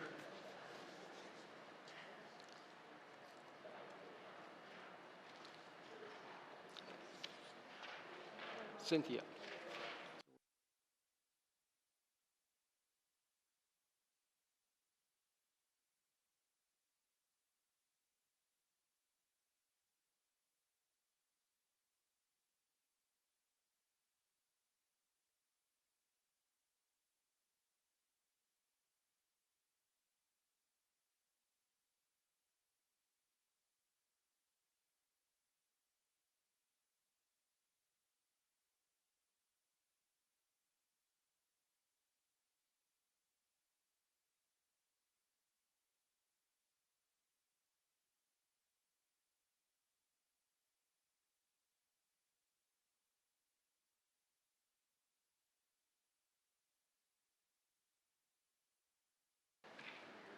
We'll take a quick 5-minute break.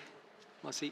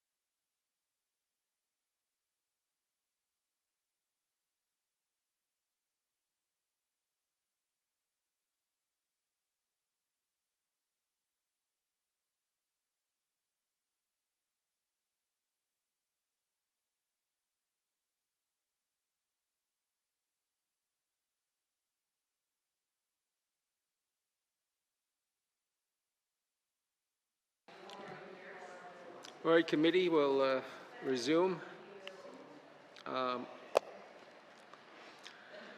We have agreed to consider table document 561-19, bracket 2, main estimates 2022-2023. We will now consider the estimates for the Northwest Territories Housing Corporation. The Northwest Territories Housing Corporation is included in the main estimates as an information item, and the totals are not votable. We will continue to review these estimates as we have for the previously considered departments. However, we will not vote on the totals. If members have comments or questions, they can be raised at the appropriate time. Does the minister responsible for the Northwest Territories Housing Corporation have any opening remarks? Yes, I do, Mr. Chair.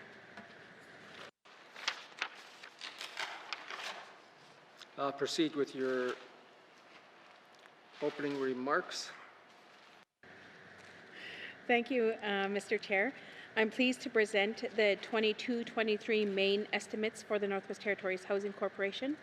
Overall, the corporation's estimate proposes an annual operating budget of $121 million, representing an increase of $2.84 million over the 21-22 main estimates.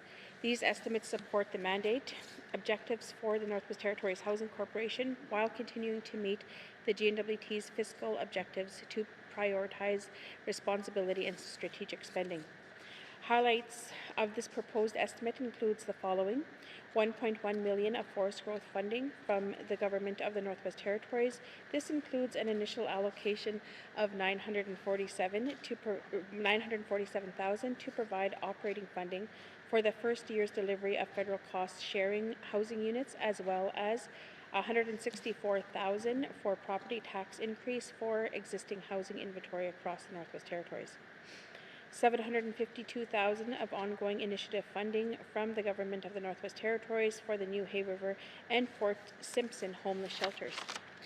$882,000 from the Government of the Northwest Territories for collective agreement increase and $68,000 travel budget reduction as part of the GWT's wide reduction. These estimates continue to support the priorities of the 19th Legislative Assembly, fostering strategic partnership, including these with the federal and Indigenous governments, to increase the number of affordable homes and reduce core housing needs, especially for seniors and vulnerable persons. Reducing the cost of power by investing in energy efficiency solutions for both new construction and repairs, and delivering increased opportunities for homeownership. This concludes my opening remarks, Mr. Chair. Merci. Merci, Minister. Does the Minister wish to bring witnesses into the House? Yes, I do, Mr. Chair. Merci. Sergeant at Arms, please escort the witnesses into the chamber.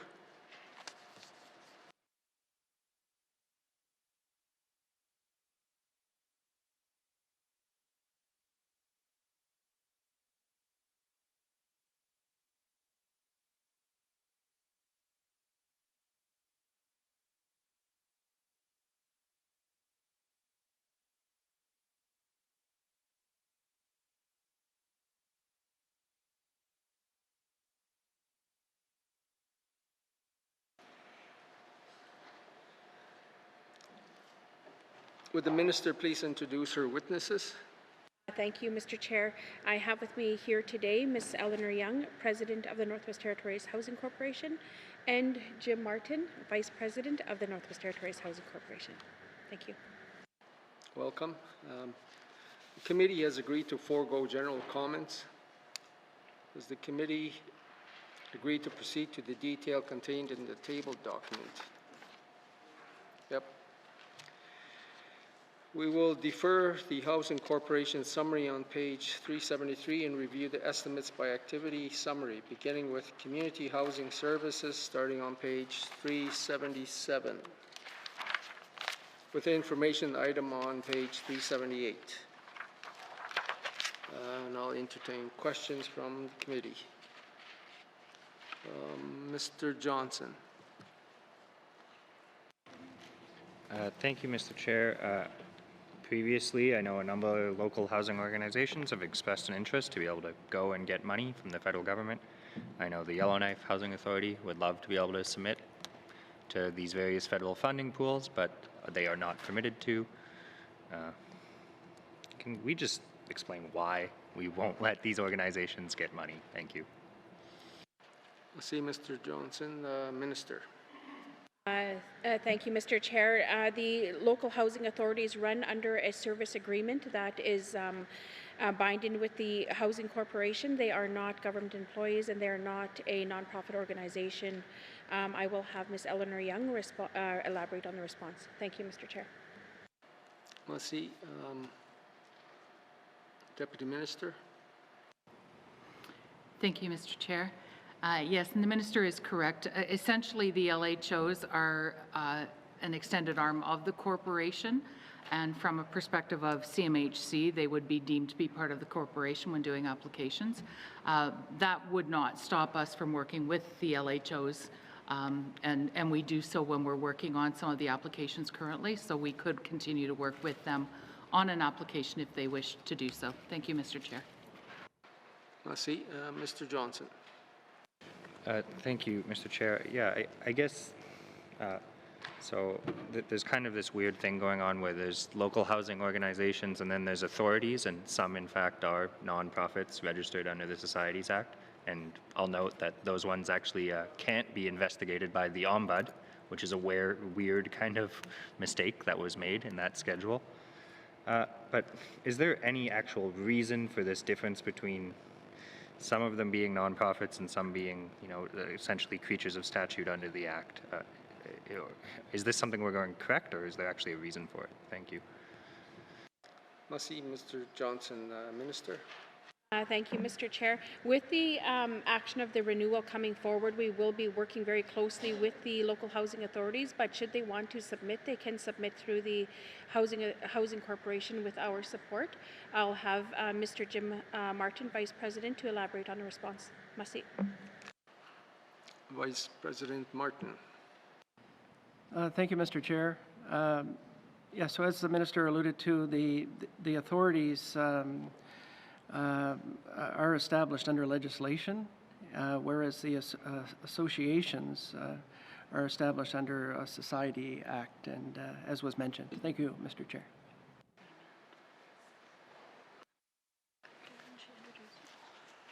Merci, Mr. Martin.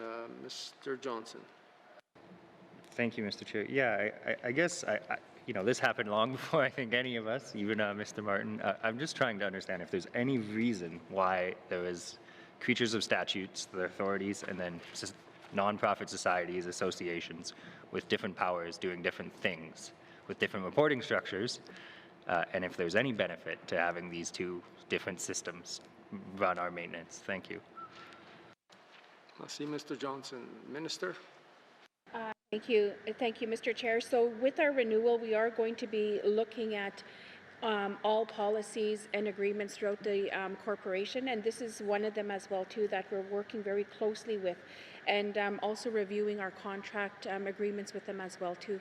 So I can follow up with the member, and just to be very clear, you know, we are working towards changes going forward with the corporation. Thank you, Mr. Chair. Merci, Mr. Johnson. Thank you, Mr. Chair. Yeah, another kind of anomaly is they all somewhat have different appointment mechanisms. Yellowknife specifically, the mayor and a group of Yellowknife MLAs get together and we decide who is on the Yellowknife Housing Authority. Others are directly appointed by the ministers. Some have a bit more community input. This is according to some ministerial directive out of the 90s, I believe. But I really don't think it's my role to decide who's on the Yellowknife Housing Authority. And in fact, I would like them to be an arm's length nonprofit that perhaps some sort of membership has input on who sits on that board. Are we going to look at how we appoint people to these authorities and associations as part of the review? Thank you. Merci, Mr. Johnson. Minister? Thank you, Mr. Chair. And that's exactly what we are working with right now. The other thing that I have noticed is you're correct that we do have some Indigenous groups that do have representation on these boards. We do have forms of leadership as well too, but we're looking at pursuing those changes. One of the things that I have mentioned to when re-electing the board of directors, I guess, is that I don't want them to serve more than 2 consecutive terms. So I've made that very clear throughout the Northwest Territories, but going forward we will see a more streamlined, clear approach when we're dealing with the LHOs. And if we're looking at those changes and there's no relevancy to having those representation in selecting the boards, then we will be working closely with the LHOs throughout the territory. Thank you, Mr. Chair. Merci. Mr. Johnson.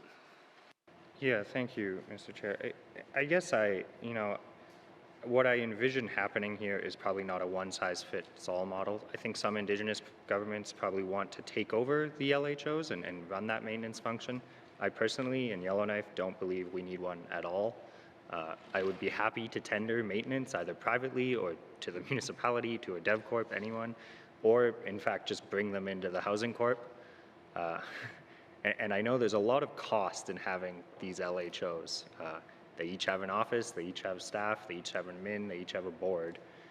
And, you know, I think a review of, I guess I'll just speak on behalf of Yellowknife. I'm not sure that we're getting the benefit there, considering they're not actually allowed to make any decisions about applying for funding or buying units or even who we lease from. So in reviewing this, are different options on the table? Can we perhaps, you know, look at some cost savings or just, you know, a variety of models of how we provide, you know, essentially the maintenance and property management and the collection of rents in communities? Thank you, Mr. Chair. Merci, Mr. Johnson. Minister? Thank you, Mr. Chair, for that comment. I can bring that back to the department, but I want to be very clear that with the function of these LHOs, and they're allocating the units at the ground level, and 80% of our budget is actually allocated to the smaller communities, so outside of Yellowknife. I just wanted to express that as well too, but I could follow up with the member with that. But I just really want to defend the representation of the LHOs at the community level, where they make the decisions of what needs to be built in their communities. I want to give them more decision-making powers. I want them to be able to, I want to be able to more communicate with the chairperson to minister. I want that to change. And then also, if they are going to be challenging our policies and it doesn't work at the smaller community level or even in the larger centres, this is the board and this is the structure that I would like to be working with. Thank you, Mr. Chair. Merci. Mr. Johnson. Thank you, Mr. Chair. Yeah, I guess I'm going to say that I will offer no opinions on what I think LHOs in the communities should do. I'll leave that up to community MLAs and them. But I noted in Yellowknife, the staff, they're not public servants, and they have quite, high maintenance costs. They're nowhere near the private sector and what it costs to maintain and operate buildings. Perhaps that's a good thing, and the number of staff they have if you need to get something fixed in a public housing unit in Yellowknife.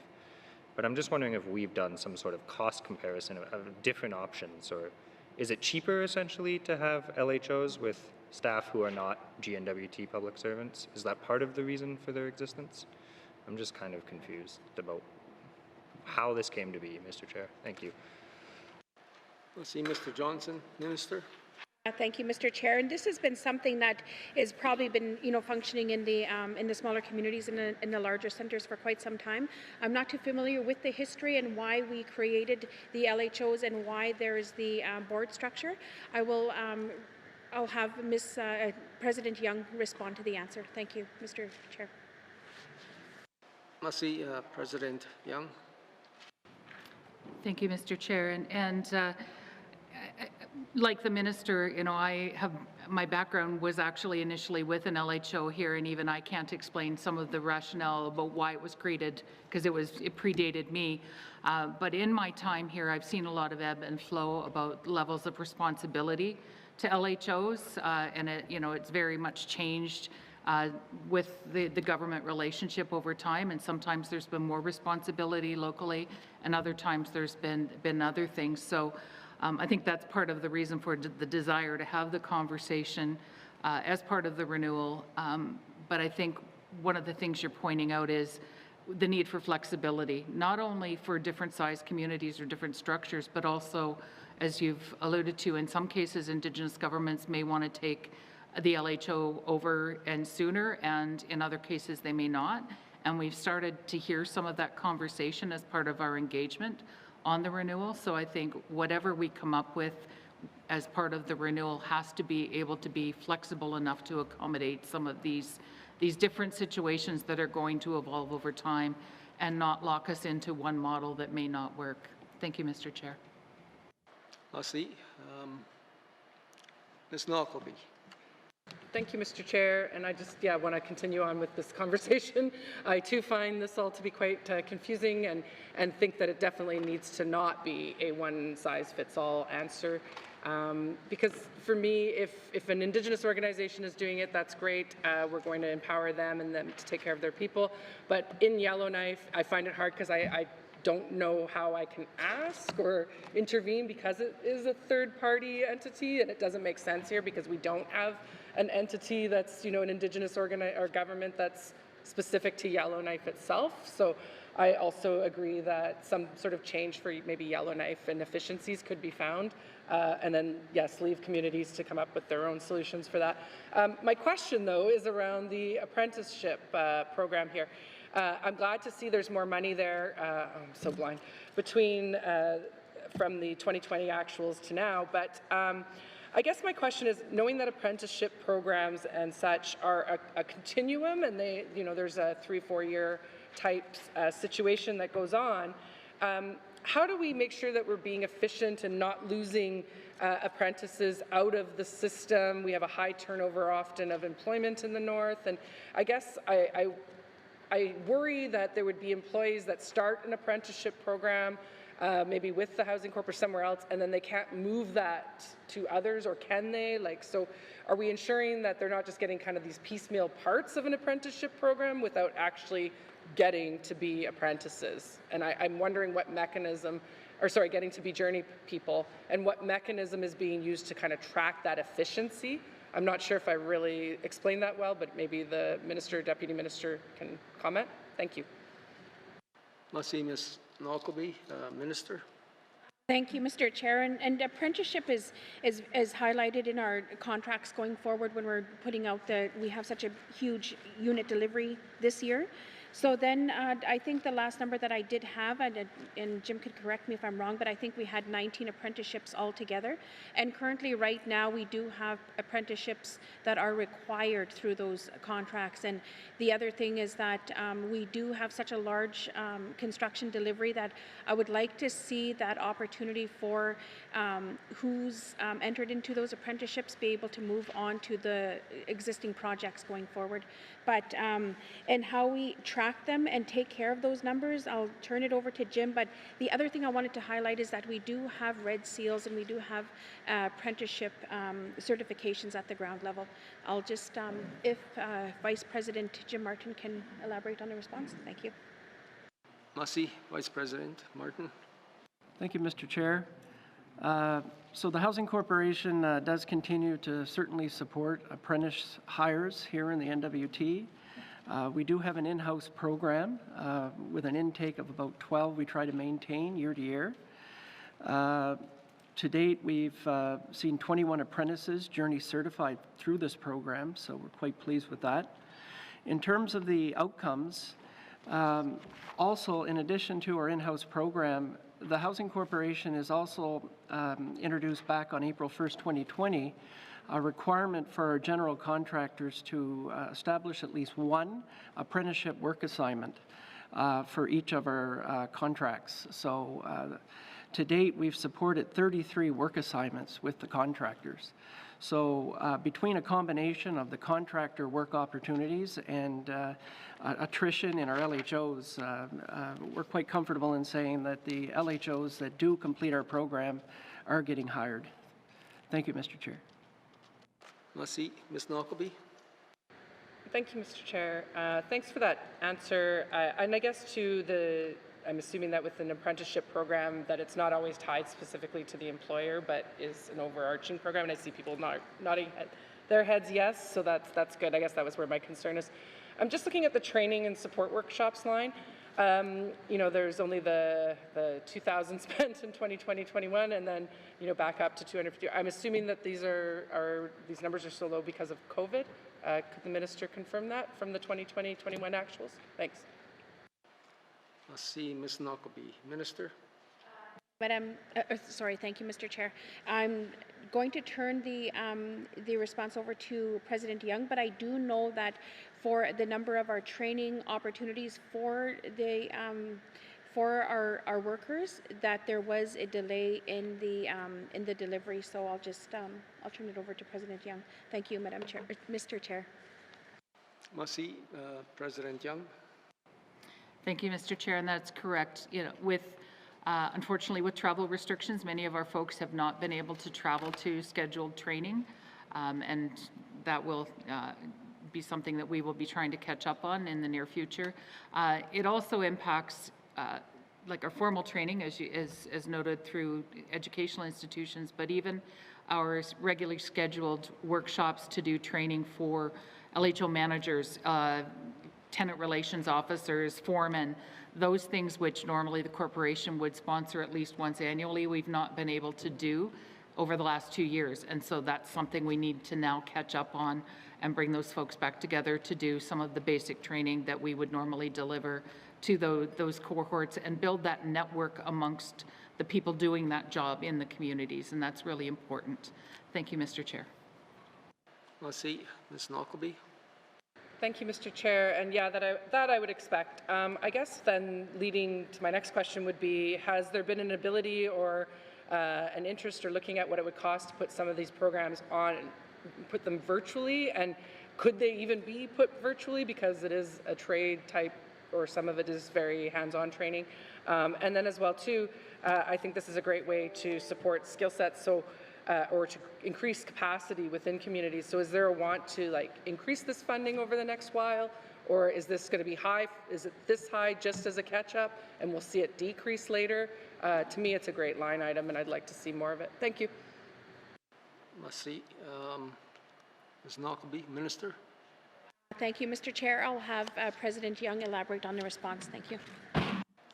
President Young. Thank you, Mr. Chair. And I think this is one of the items that we're very much looking forward to having a conversation with the LHOs about, to talk about both the style of delivery, but what we're delivering and whether we're delivering enough. I think in the House before, we've talked about client-centered service training for our frontline staff. That's something that we need to start delivering and develop and deliver across. So we may look to do face-to-face initially, but then that could be something that could be, as new folks come on stream, become more of an online delivery. But those are decisions I think we're looking for local housing authority input on before we make some final decisions about the next fiscal year. Thank you, Mr. Chair. Merci. Ms. Knockleby. Thank you, Mr. Chair, and I appreciate the Deputy Minister's response, or sorry, the President's response. You know, I can't stress enough how often when I am talking with my constituents that are housing clients, how really a lot of it comes down to how they feel they've been treated, and often they feel that they've been disrespected or that there's been a rudeness. And I mean, I get that frontline workers also have a burnout and a need to almost protect themselves in a way by having a little bit of a maybe reserved or removed manner. However, I feel that, you know, it is critical that the frontline workers here understand that this is a social client service, and I do see that the department appears to be moving in that direction, so I'm pleased to hear that. Thank you, Mr. Chair. I see Ms. Knockleby. Minister, you want to... Just a comment, and I appreciate the members' comments as well too, because training is something that I really want to be identified for our LHOs and to support them, whether it be from client service to, you know, the finance, and I'm kind of looking at a similar model to what MACA had provided for the senior SAOs. Senior administrative officers, and also the training that they did have for their boards and their councils there. So something similar, not identical, but my way of thinking is very similar to what MACA has already set up, and the School of Community Government as well too, and what they can offer. Thank you, Mr. Chair.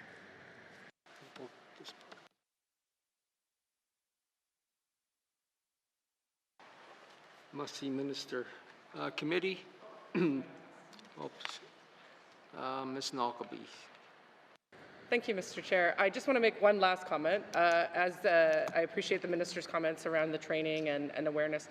A new thing that I've recently had a constituent make me more aware of, where we're often talking about trauma-informed approaches to things, but I think we also need to have an FASD approach to our work, and it's going to be something that you're now going to start to hear me saying to a lot of the ministers on that side of the room, that just as much as we are affected by trauma in the North, we're affected by fetal alcohol syndrome as well. So I think that there's an aspect in that training that needs to be a part of that as well. Thank you.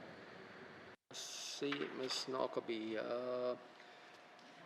Committee, we're got our hard stop. Member from Frame Lake, what is the wish of the committee? Thanks, Mr. Chair. I move that the chair rise and report progress. The motion is in order. The motion is non-debatable. All those in favor? All those opposed? Motion is carried. Will the Sergeant at Arms please escort the witnesses from the chamber?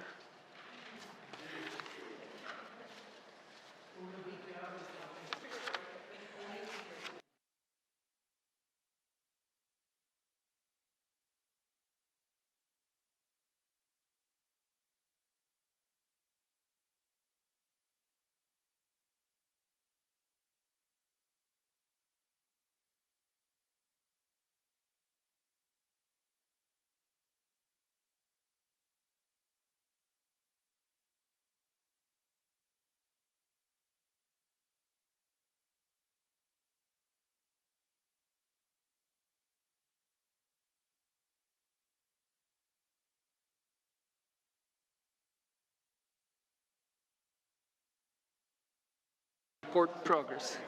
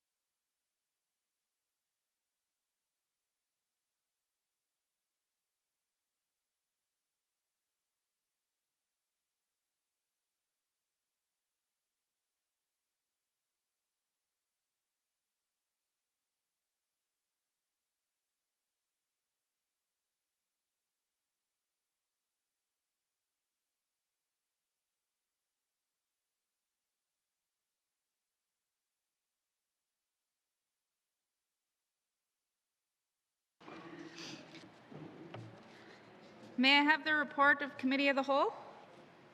Member for Decho. Madam Speaker, the committee has been considering Bill 23, 29, and 38 and table document 561-19 brackets 2 2022-2023 main estimates, and would like to report progress with one motion. And Madam Speaker, I move that the report of the Committee of the Whole be concurred with. Merci. Thank you. There's a motion on the floor. Can I have a seconder? Member for Nunukput. All those in favor? Opposed? Motion carried. Thank you. Orders of the day. Mr. Clerk. Orders of the day for Friday, February 25th, 2022, 10 a.m. Prayer, minister statements, member statements, returns to oral questions, recognition of visitors in the gallery, replies to budget address, day 4 of 7, acknowledgements, oral questions, returns to written questions, replies to commissioner's address, petitions, reports of committees on the review of bills, reports of standing and special committees, tabling of documents, notices of motions, notices of motion for first reading of bills, second reading of bills, consideration in committee of the whole of bills and other matters, bills 23, 29, 38, and table document 561-19-2, report of committee of the whole, third reading of bills, orders of the day. Thank you. This House stands adjourned until Friday, February 25th, 2022 at 10 a.m. Order.